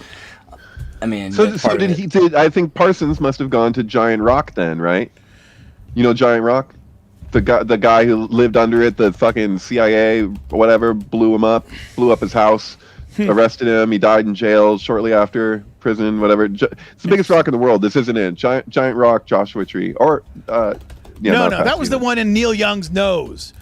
Yeah, it's actually not in Joshua Tree, the park per se, but there it is. Yeah, and so there was like some Native American prophecy around how the rock would break and what that would mean or whatever. If it broke on this side, so this was apparently a positive break. I don't know. I was told a lucky break. Yeah. People have written all over it. I actually wrote something on it. I can't remember what I wrote though. But yeah, it's the biggest. Patrick, probably join the Discord. Talk to me there for sure. So this guy who lived under this rock had got some alien contact, whatever. This is the site of the largest UFO conference at its point in history. It was all these people came to this spot, and this guy had gotten a vision that he said was basically how Solomon's temple was constructed, and he built another I don't know, some kind of dome type thing without any nails, and it's all what is it called, the fucking some bullshit Galactatron. This is wild. You don't know about this? Yeah, type in Giant Rock and do a Wikipedia search. It'll come up. Just Giant Rock, nothing else. No Galactatron? That seemed like the funnest part to type. It's not Galactatron. It's something like that, though. It's something silly. Giant Rock, look up the Wikipedia. It's funny. I was just watching another show yesterday on YouTube. It's about homeless people in Mojave. And then I don't... Yeah. People really? Yeah. They're because they don't know where to place them. They're just go to the desert and police will never bother you. So these people just try to survive the best they could. So scroll down there. In the 1950s, Giant Rock. Okay, so here we go. Let's do it. In the 1950s, Giant Rock was a gathering point for UFO believers. It is located on land which was at time leased by George Van Tassel, a friend of Kritzer's, and a ufologist, a purported flying saucer contactee and organizer of UFO conventions. In 1947, Van Tassel, a former aircraft inspector, leased the property from the Bureau of Land Management and left Los Angeles and moved to Giant Rock with his wife and 3 children. Van Tassel also built the nearby Integratron. There it is. The Thank you. Integratron, yeah, and that thing is a sound machine that I have checked out when I went to Joshua Right, Tree. but there was supposedly a device that he had built in the middle of it that did this rejuvenative thing. Like you could live longer, you could prolong your life. That was the idea. That is the Integratron, and it's like it's gone. They confiscated it. Really? It was a device in the middle of it that was like did this whole thing, and all of his like he had all these blueprints for it, and those were all taken. And so like this was one thing. This was like the shell of the temple, but like the fucking holy of holies equivalent of whatever device he was using that achieved this effect. That's all fucking gone. So that was confiscated along with everything else, and his house was blown up. And if you go to Giant Rock, you can see the streaks from the dynamite that they fucking took out his house. It's crazy. Legend has it was a special blowjob robot. Just to bring it back to LBJ, it was some new tech. I thought you were bringing it back to Nancy Reagan. Yeah, Nancy Reagan. She threw her monolith on the table, and LBJ was like, "Oh my god!" All right, but how many letters removed from Hal is that? LBJ. I mean, that's just one letter removed. IBM, IBM, Hal, LBJ, LBJ. So Wikipedia isn't going to give you the full thing here, but this is a whole trip. And this guy had connections to the Lears, jet, Learjet, yeah. And really? So all these things. And so my question is, I need to look at the time frames of stuff. But as I was watching the show, I was like, did they know each other? Did they overlap like Parsons and this guy? I don't think so. No, I don't think so. No, actually, I don't know. No, Did you look at the years involved with like when this guy fucking had that UFO convention in the fucking 50s? Come on. No, it's funny that you mentioned Learjet because his the son of Bill Lear, John Lear, he just died like last year. He's like one of the biggest names. He's the one who brought Bob Lazar to the mainstream. Yeah. From Area 51, and John Lear, he was like this huge UFO conspiracy nut. And so I wonder if there's Jack Parsons, and I've actually, oh my gosh, it's such a weird sync. I've been to the place that Graham Parsons died at that looks exactly like the same rock. Literally, no, it's in Joshua Tree. It looks exactly like the same rock, and they burned up Graham Parsons. They stole his corpse from LAX. And because this was his last will and testament, if you look at dude, and he was like Graham the biggest in rock, which is a thing, right? Yeah, Flying Burrito Brothers. So the Flying Burrito Brothers were his band, which it's a direct UFO influence. Oh, Flying Burritos. Yeah, like the Chilean Argentinian. What do you call those? The like the rocket that's a tube in the sky, like the cigars. Right, exactly. So the cigars, right? Yeah, back to the cigar. They're really Havana good, syndrome. If you're hearing voices in your head, that's Havana syndrome, right? Interesting. That's everywhere right now, right? So when your like secret message is a little too clear, and they have to throw you out. But of the look plane. at Graham Parsons' rock. Graham Parsons. Well, see, the irony is when you tie. Yeah, because they're going to think I'm talking about rock and roll. It looks like the same rock. Right. You can see it, and you can see where it's burned underneath it. I'm going to try Boulder, but even then they're going to be like the Colorado tour. No, here it is. I'll send the link in the chat. Is this wrong? No. So, who's the guy in Jackass? Who's the star of Jackass? What's his name? Johnny Knoxville. Johnny Knoxville's in the movie about the guy, the true story about the guy that stole Graham Parsons' body to burn it there. Because they weren't going to let him fucking burn his body on the location. So he went and fucking he took the fucking, the, what do you call it? Grand Theft Parsons. I'll watch it. Grand Theft Parsons, that's great. That's good for him. It's a true story. Johnny Knoxville, he did some documentary back in the early 2000s, and they all disappeared on YouTube because he was investigating the the Nazi twins experiment in Brazil, and a whole bunch of like crazy investigative. But they're all gone. I can't find them anywhere. I mean, it makes sense. I always figured that Wild Boys was a cover for something. I mean, why would you get to go all around the world to all these cool countries in Indonesia and just act like you're dumb? That's what I want to do all the time. Yeah. Totally, just being that dumb, and you're like, yeah, I know, I thought of that because you know what? It reminded me. Just play dumb. Dude, what was the guy? I want to say Chuck Berry. Is that his fucking name? The guy who did the there's a Sam Rockwell movie about him, but he did the Gong Show. He came up with it, and the Dating Game. And right. Confessions of a Dangerous Mind. He was a secret agent. Yeah, that guy fucking he said Chuck in his autobiography, he claimed that when they would send the people from the Dating Game to other countries for their date, that it was a cover for him to have a reason to go there and to make assassination. He was doing hits, and they're like, look, we know what it's like to be like this. You're American, you come back from Korea, you're little, you know what, we got a thing for you. We got a place for you in our society. You're going to be fine. And it's anybody who thinks that this isn't, anyone who thinks this isn't true, I'm astounded, because it's kind of like when you watch American Psycho. There are some people who watch American Psycho and think it's all just in his head. And then there's everyone else who's like, yeah, he's that rich, and therefore his family has to clean up after him.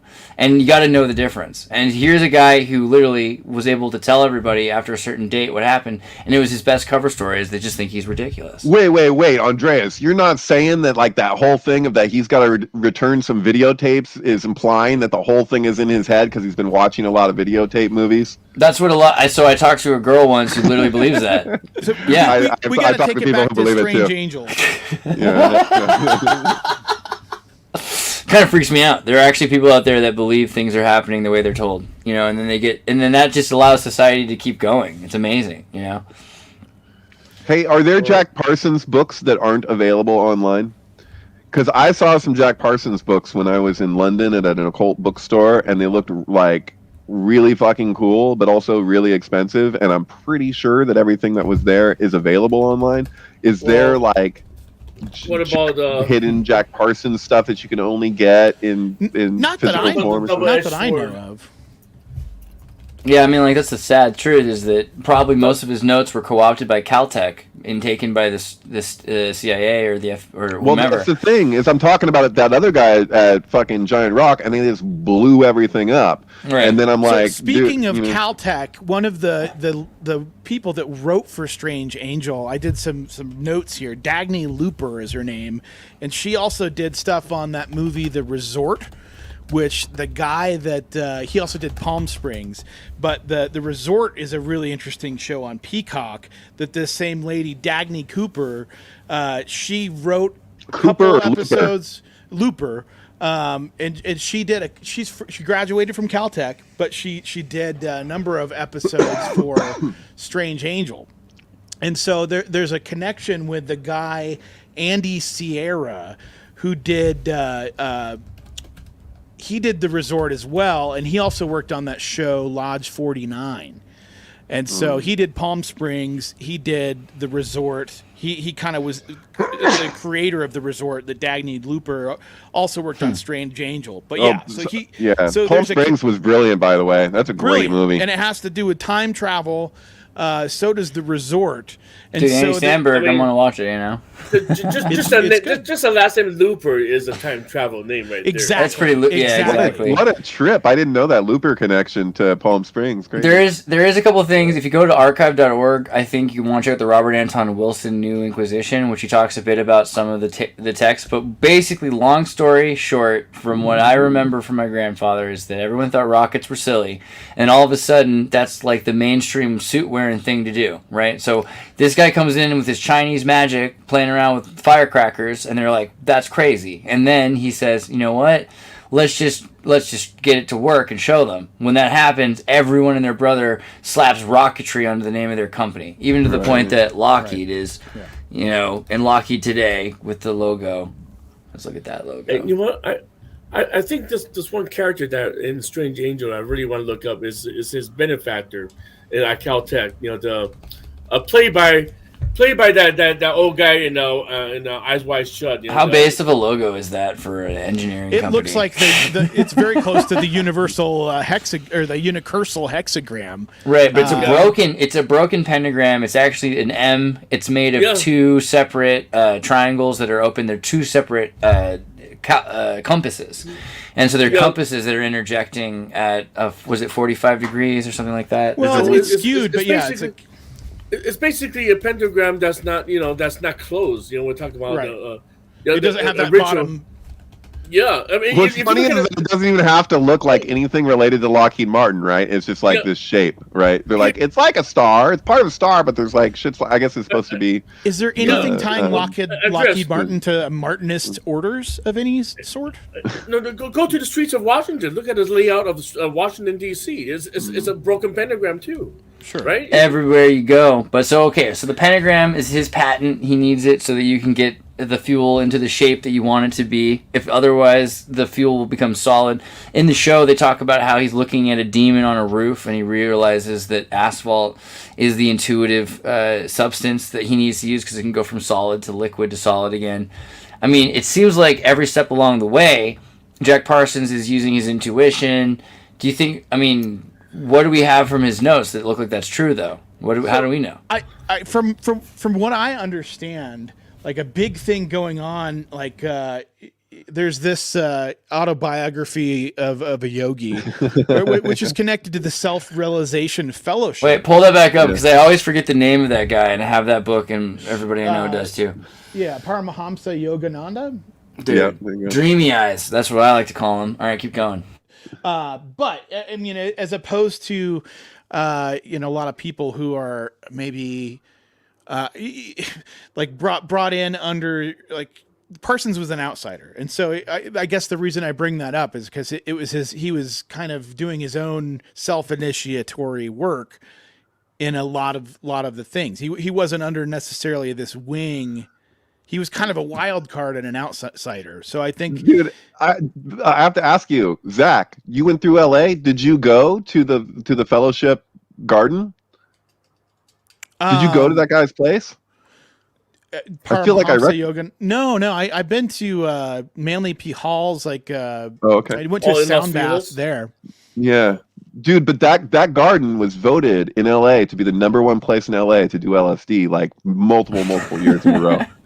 And so I did mescaline there. It's beautiful, man. There's fucking there's swans and all kinds of exotic plants, and you're just like, it's just gorgeous. Yeah, it's a very tranquil spot. And you forget that you're in LA. You're like, and when you go back out of the place, you're like, for real? Like, LA always makes me feel weird. LA is always, so it's like I used to go to Disneyland every day, and so for me, LA just reminds me of that feeling of there are secret plainclothes. Secret places. Well, that too, but also plainclothes police. There's like people watching all the time everywhere. You're like, oh, that guy with his tourist. I get this weird vibe all the time with like people around. I'm like, what are they doing here? And I'm like, oh yeah, there's a billion people in LA. Calm down. Those are the mind police. I don't worry about them. No, but you have a point with that. But there's also there's the party, and then there's the party behind the party, and how nefarious the party behind the party is. I don't know if that just it's true. Every time you're in LA, there's way worse things going on than your traffic violation. There's hidden places in LA. That garden is kind of one of them, even though it's as innocent as you get. You got a problem with corners, beautiful plants or something, Yeah, you really gotta beautiful plants. I can't see. I got this disorder. Run to the hills. Get to Latigo Canyon. Get to Malibu. You're safe there. Oh no! I mean, but that is the point again with Jack Parsons. So he couldn't do the things with the university. They didn't respect him. We should remember the name of his professor. Do I have a picture of that guy somewhere? Because he had this guy who was working at Caltech. This is at Caltech, right? Yeah. Yeah. Well, in the show, his name is Philip Mesulam. And he's supposed to be a Jewish scholar, but I don't think that's the real name. That's him, the Philip Mesulam. You can tell that he's a communist because he has a beret. No, it's actually F. It's with the F. It's the F. He's like it's not just that he has a beret; it's the way he wears the beret. Ain't no capitalist wearing a beret like that. No, you didn't. Well, it's spelled MESULAM.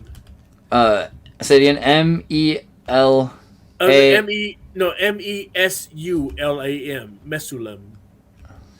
L-A-M. Yeah. Just A. Yeah. Caltech. So- Muslim. Well, but his first name is Philip. With the F, not PH. Yeah. So he's the one who's played by the what's his actor? No, he's from Czechoslovakia, I think, right? The actor in Eyes Wide Shut. Remember him in the Rainbow? I think I've seen him in that. I know what you're saying. Sobieski's Yeah. dad. He's Lola Yeah. Sobieski's so- in the magic shop or whatever. Yeah, the and with the There's a Japanese costume business shop. popping out of Yeah. the back. Yeah. What's her name? Where Sobieski? where the rainbow ends. Yeah. So it's Rainbow Fashions, I believe is the name of the store. Yeah, totally. That's what it is. Yeah. So this guy is the one who's like encouraging his experiments and also his buddy who played his buddy his partner. So you're not talking about the guy that totally doesn't exist. You're talking about No, because in the show they He's a have Croat characters. he's a Serbian from Croatia, I guess. He's a Serbian Bosnian. He's a Hrvat with the name Serbezdia. Okay. God, I watched it when it came out, and I don't know if I finished it. I know I watched a full season. How many seasons are there? Oh, he's in the there's Saints. two right? seasons. 2 seasons. the- So I watched the first season. I haven't seen the second. The I should way check it they out. ended the second season was so disappointing. It was. It was really L. Ron disappointing. Hubbard. Holy What crap. is? Well, L. Ron was a- it Hubbard was a- just it was was a real a disappointment, right? Yeah, general. in general. Because Yeah. it would have been so crazy that the entire Scientology church would go after. So the- his the friend CNBC. is this guy Richard Onstead, right? Who's like his kind of student body dude who Jack Parsons' character is trying to get to go to the OTO stuff with him. He's like, hey.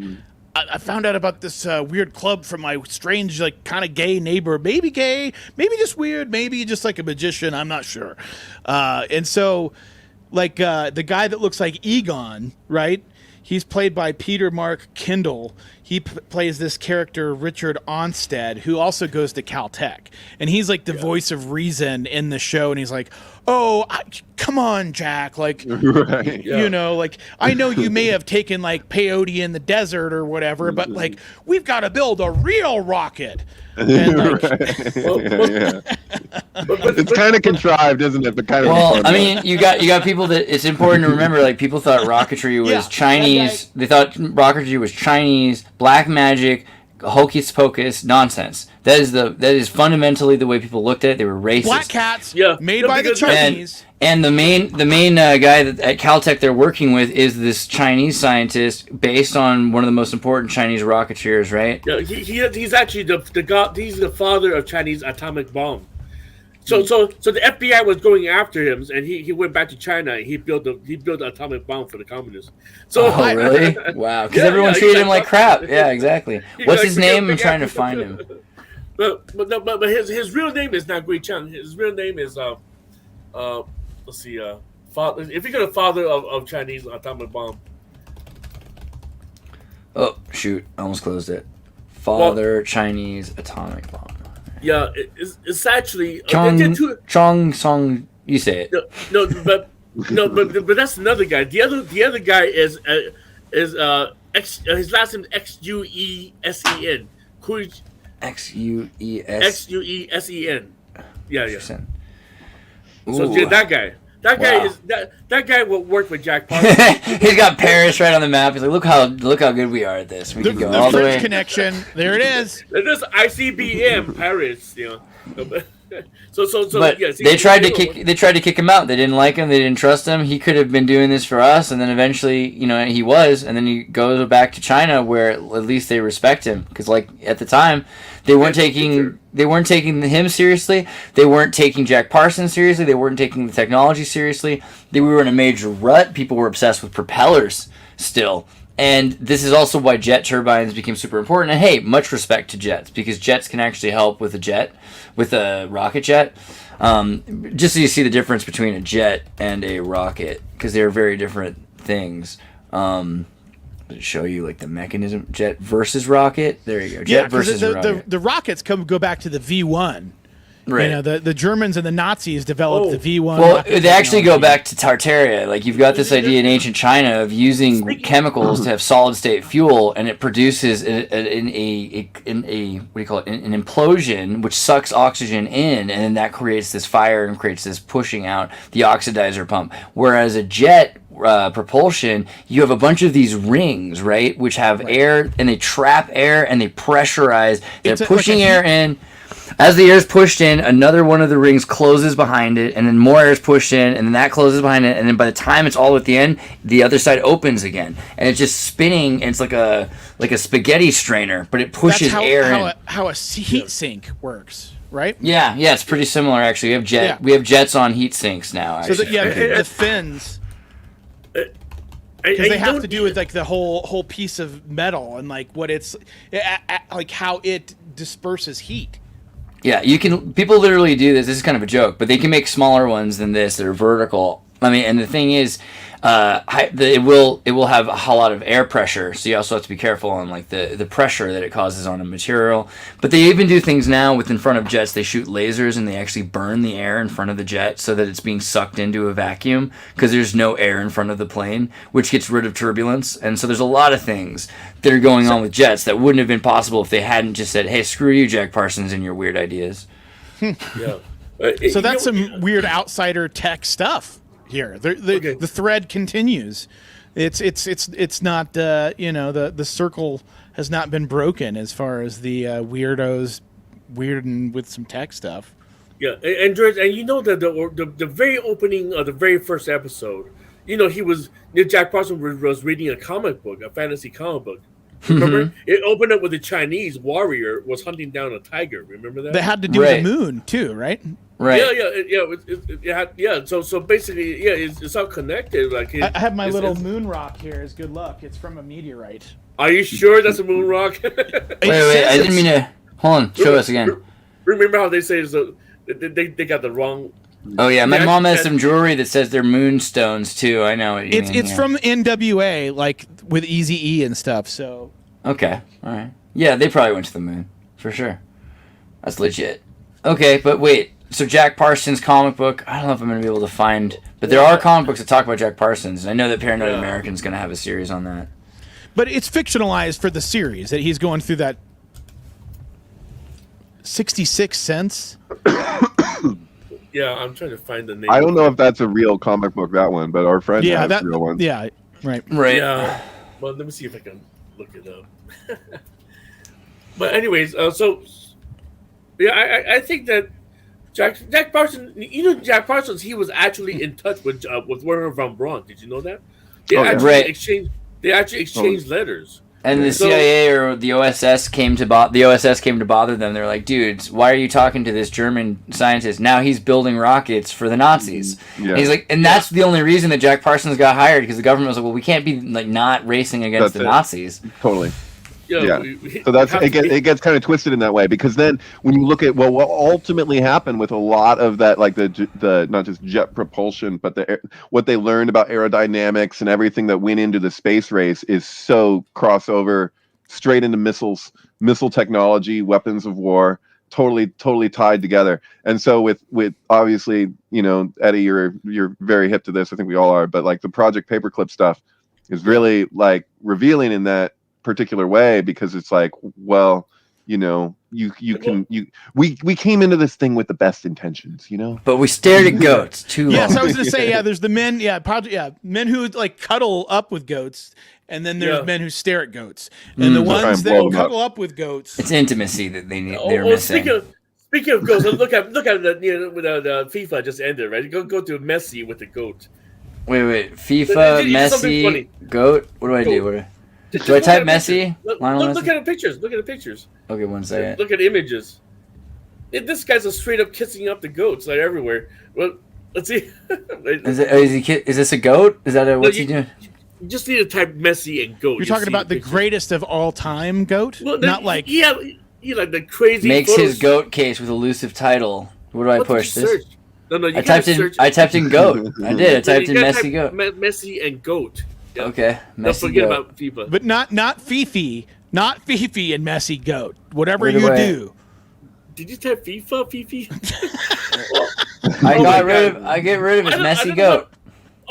Maybe it's because you're using DuckDuckGo. That's why. You just use. And I gotta do moderate search. I'm always scared because oh gosh, am I getting in trouble here? Yeah, messy careful, goat man. Fifi. It's a lot to ask for to man. turn off the. No, leave the site. Okay, Google Holy moly, Google, comment down. images, and then I type in messy goat. We're not using Google though. We're still using DuckDuckGo. I'm still. Oh my God. Oh my word! It didn't even work. What happened Duck, there? goat. No, you Weird, man. you didn't I actually was go just to the trying to show you Google. what's Yeah, I just my computer knows I don't want to go on Google because Google. Yeah. Guys, we love you, there you go. Google. There you go. Oh Yeah. yeah, Now we I've got been some- seeing this image around. Yeah. This guy here? There's a whole series of him. Like everything is he's a goat. How do you He's the even greatest of all use time. Google anymore? It's been too long. I don't understand what it Yeah. even happening. What the heck just happened? Okay. Okay, Watch. Do I click on this? What do you do with the Google? It's so weird. You activated GoatLens. You activated their new Google Goat Lens. See, because Don't you generally only use Linux? yeah, like what I like about DuckDuckGo is that DuckDuckGoat is that the images just come up. You know what I mean? I like find the image and it's there. It's easy. It's like it scrapes the image off the site. But here I am on at TMZ Sports, which is owned by AOL. Okay, but I'm sidetracking this whole thing. But No. Now I want to see the freaking guy walk out with a goat. Hold on. He's just there with a mountain goat taking photos. This is pretty cool. All right, I kind of dig it because he's a billy goat. And he's the playing greatest of soccer all with time. the goat. So they're like, he's gonna be the greatest of all time. Let's get a picture of him with a goat. I like it. Actually, that makes sense. That's You, pretty Well- you need Baphomet to get to the moon. You know, you gotta. Well, you might not be wrong. Did I lose my picture? Okay, so what is the deal? It's like we got it ready. There we go. What is the Men who deal? cuddle goats. Yeah, what is the deal with that? So Well, they join this club that makes them have to have sex with each other in front of people. And we've been talking about how the elite have the shame ritual, and now there's furries getting kicked out of his Discord or something. I don't know. I think, hey, much love to you unless you're hurting kids, right? So Well, Hey, hey, but- beyond, but- beyond, okay, go One thing ahead. I'm sorry. all One thing I have to be clear about this character. Rupert Friend is the actor, right? Made up.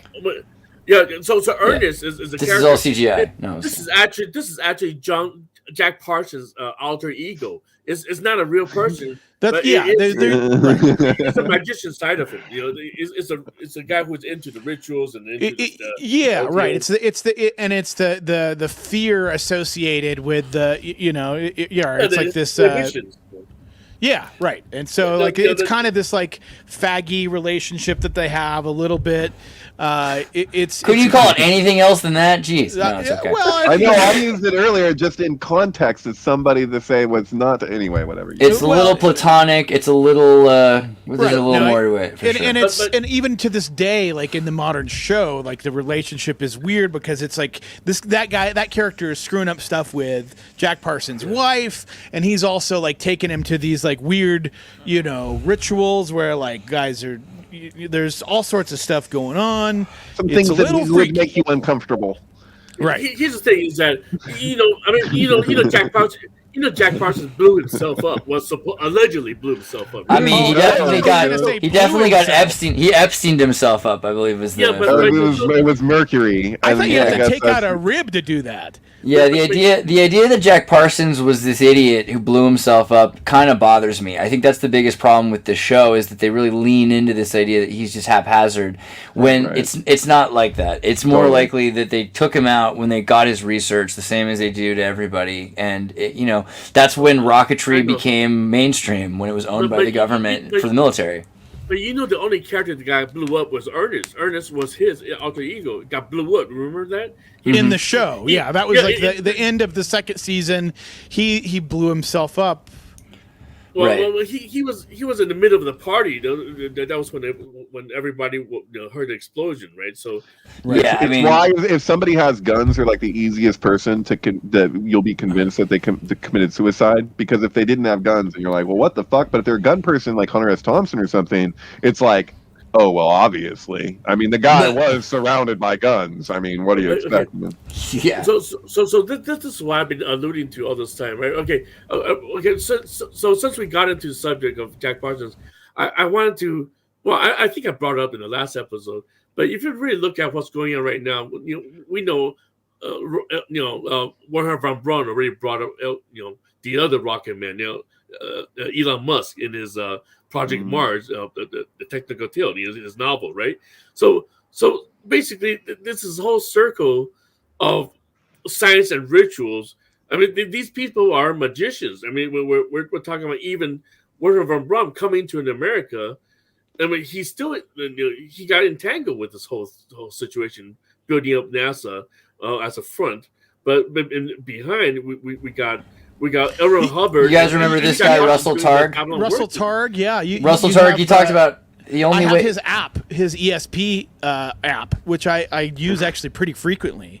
He's an interesting guy, and he kept. I love his video where he keeps saying that the Andreas is going to be the next major thing on the radar. I don't know, but his whole thing was that when he was young, in order to make it, he had to use magic in order to fake his results. He's like, for 20 years, before I could do actual ESP work, I worked with lasers and physics, and they needed certain results, so I would just will it. Here, let me solo you for a second there. Yeah, I use his app all the time.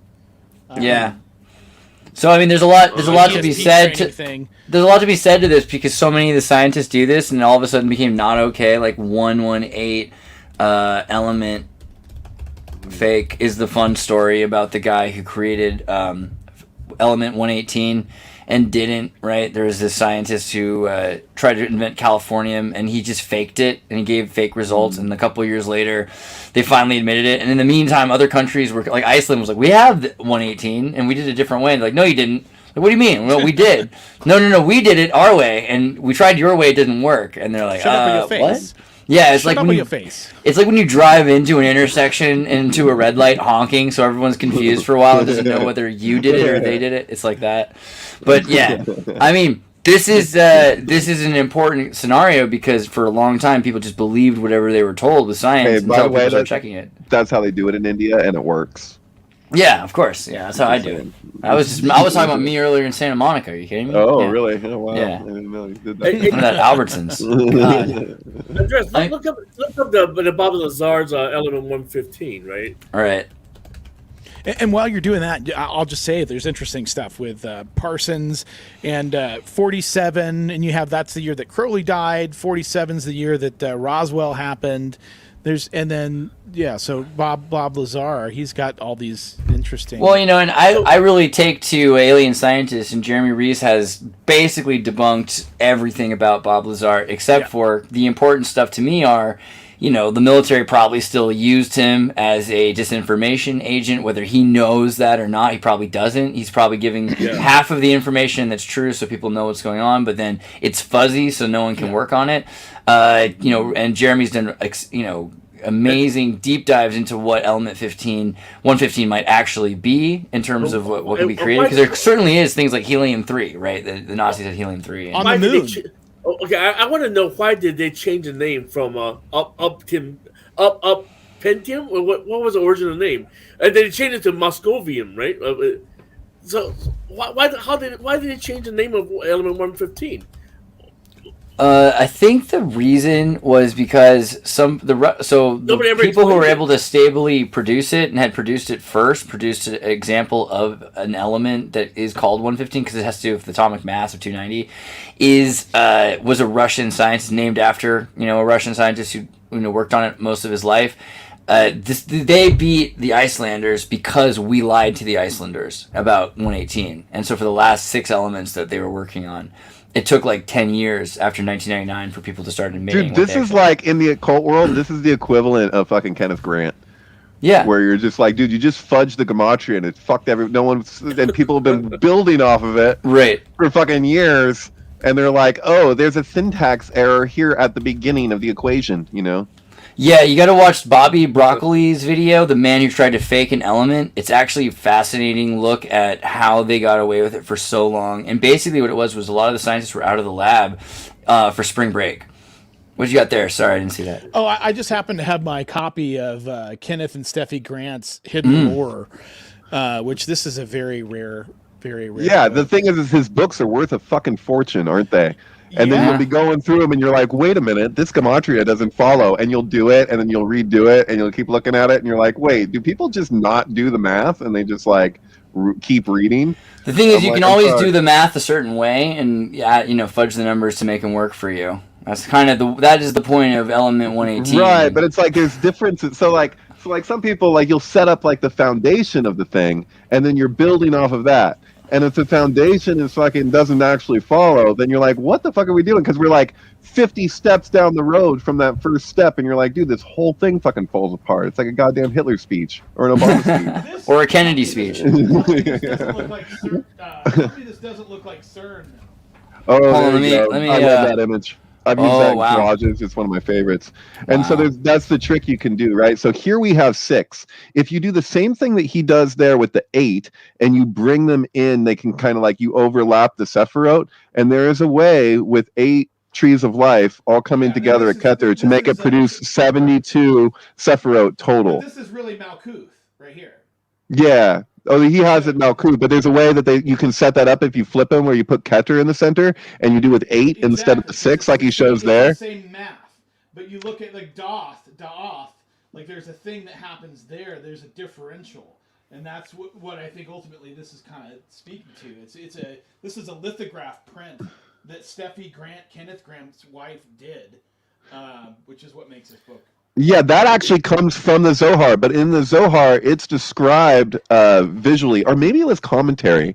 It may have been 16th century commentary on the Zohar. I can't remember, but they referenced that, and they referenced kind of different versions of it. So you can do the same thing with 8, and that one is fascinating because you get 72 Sephiroth, and you have the 72 letter name.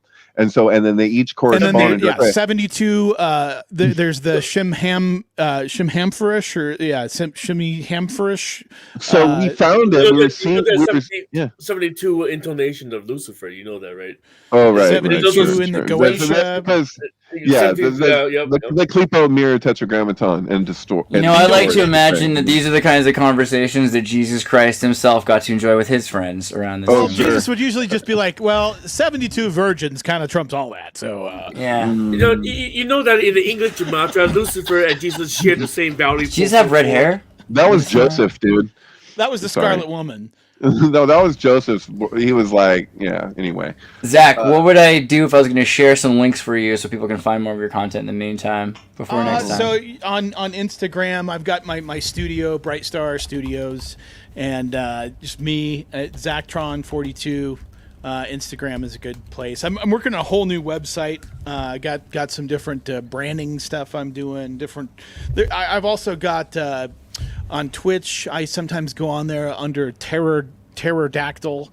But I think I think you guys are gonna want to follow his Instagram. That was actually at my friend's wedding. It's gonna be worth it. Position. That's Ganesh. That was in my sauna. He makes amazing music, so you're definitely gonna want to see that. And if you're twitching, do you ever twitch your like circuit and music and stuff? Yeah. It's Pterodactyl. Dude, did you release your album with Will? The pattern recognition? Well, we have our first album. Yeah, pattern recognition is a good thing to check out too. Actually, there's my Pterodactyl. Is that you? No, it's spelled really dumb. So don't even worry about it. All right, just put a link in your link tree. You're gonna get a link tree going by next time, and it'll be for Bright Star and stuff. And absolutely. But cool. we have with Bandcamp, you can find pattern recognition, and but the best way to watch it actually is gonna be through the sync book. So, well, that's easy. So, guys, go to the sync book. So if you if you go to David's page, the main one with the videos, and scroll down to like it's the very first one practically. It's like 9. Yeah, there you go. So LA to LA to Oz, and so right it's. I have to watch this again. I forgot the Mario Brothers Wizards one. Oh, so to this date, I'm the only person so far I think that has I mean we can confirm that we didn't we didn't watch both Mario Brothers and the Wizard at the same time together and create our album to go with it specifically. We can say that without a doubt. But with the parental advisory sticker. Yes. But I mean, parents probably aren't going to want to watch this, but kids definitely will enjoy This is pretty insane. I'm already excited. The very end of it is the best part, where everyone's clapping, and I actually found a way to sample the Beatles. The kids are screaming at Trump Koopa. This is going to be so good. Yes, I found a way to sample the Beatles that they can never like mess with me on, because it's actually, I found the loop that the Beatles samples on Sgt. Pepper's. So where they're using like the sounds of the animals and like all the stuff on Good Morning, you know, the song "Nothing to Say but It's Okay," Good morning, and then there's all these animal sounds. I found the sound reel that they used, and so I was able to sample the sound reel that they used. Dang, you're gonna have to send me that. It's in this album, Oz to L.A. That's awesome. Yeah. So But I thought you were coming out with a new album, man. We're coming out with a new album. We're actually working on Finish It. We've been working on it for the last 3 years, and so we're hoping it's going to be out really soon. I can't wait to see what it's going to pair with. I have no. I can't control these. Like if I, you know, I might try it with 10 things and nothing does the real magic. Yeah, everything will sync with everything to some degree, but I just love it when really it just goes over the top. I did say I haven't finished it, but the Natalie Merring Wiseblood's new one with Black Stallions, I've watched the beginning of it 3 or 4 times, but I haven't finished it. That is to say that it's really good. Yeah. Guys, make sure you're going to thesyncbook.com, so you can go and you can click on David Plate's pictures, the Sync Flicks right here. This movie kind of got shelved for 2 years because even though it's like Francis Coppola, whatever, they didn't know what to make of it for marketing, because it's like they thought, is this an art film? Because there's like a long sequence towards the beginning where there's just no speech of any kind. And so they're like, you can't just have silence for that long, or just natural sounds, you know. But yeah, it's kind of nice to hear like film whipping itself over a reel, and since you don't have that anymore, it takes away from that natural metronome in film. Having watched the previous Wiseblood sync film that David made with David, the fact that it's on like a ship, you know, a sinking ship. Oh, dude, I did not expect that, dude. That it has like this Titanic recreation, like in the beginning of the movie, like the ship sinks like that. Like I went to this because of the writer of the dialogue for this movie was the writer of the dialogue for E.T. and the fact that it's like freaking Steven Spielberg. We have a bot that can pulse Twitch stuff, so that'll be live anytime you Twitch now in the Discord. How about that? Cool. Thanks, TechSpread. That what was her name? Melissa Matheson, something like that. Marissa Matheson, I forget. But the woman who wrote the dialogue for E.T., one of the writers of E.T., is one of the writers for this. And Spielberg, oh my gosh, I didn't know. Like you just hit on this weird thing, because who is it that Robert Wagner? Well, it's Natalie Wood.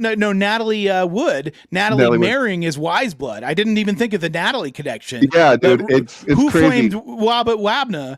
Was it? I'm sorry. Okay. You know, a weird thing is that just yesterday, the animatronic, not animatronic, but you know the ET used on the film, it was sold on auction for $2.56 million. Wow. Yeah, it was auctioned off yesterday. So dude, money. Yeah. Spielberg referred to the writer of Black Stallion as E.T.'s glowing heart. He said it's her. The glowing heart of E.T. The glowing heart of E.T. is this woman who wrote because he liked that she could write the child dialogue, because he saw what she did with the Black Stallion and it was so believable. He was like, I want really believable child communication. I think the reason why they casted Mickey Rooney was because he was a child star, like going back to like Boys Town and stuff. So it's like, and then you have the child with the older man that we knew as a child, so to speak, like when the movie came out, if you knew Mickey Rooney, you know, it's like there's a whole thing happening there. Also, I don't know. He's in Farewell. What was the I want to see the gatefold. I want to see the center of the gatefold record with her on the horse. I haven't gotten the record so yet. That's the sleeve. So I was like, in the morning, I was like, dude, if there should be a horse. Like, I was like, she's got the glowing heart thing, but I was like, if only there was a horse. And I said that in the morning, and at home, I get the record in the mail because I had pre-ordered it, and I open it up, and the inner sleeve of it is just Natalie on a horse. Like, that's it. That's all that's there. I was like, are you fucking for real? And so yeah, and then that connects with the Misfits too.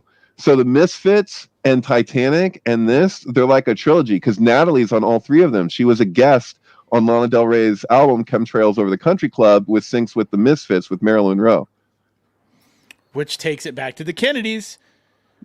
Always goes back to the Kennedys. LBJ. You're gonna have to pay attention to the Avatar movie, the new one, because there's a lot of weird things going on. Like James Cameron was saying, outrageous things about like Matt Damon should have been on the film. He and then Damn it, Matt Damon! Why are you screwing up Avatar? I don't know.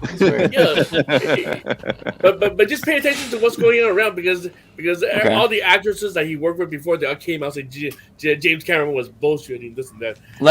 Everybody watch Avatar so that next week when we review it and we'll talk with Eddie. Eddie, you're gonna have to take the lead until then. I don't know all the stuff about it, but I'll watch the thing. I heard some people say it was crap, but that usually means it's good. So it's like it's hard to tell anymore. It's actually because I'm in the union, so I actually got the invite to watch it for free. So there you go. But you've got to paint your face blue. Yeah. my war paint, my male gift from war paint. Yeah, because he's Scottish. All right, wait. Also, let me make sure I show Eddie's links off, and in the meantime, make sure you also twit with David. Get on following David's Twitter. Pretty cool stuff right here. What's this? I just framed these pieces. I had like a 5-day work week last week, and it's fucking freezing at my place. I didn't get enough sleep. I didn't eat enough. I was fucking freezing, but I managed to frame this is just a few of the ones that stood out or whatever. That's but all these classic, real freaking posters from a lot of Rick Griffin's in here. That one you just showed, that was that's a $10,000 poster right there.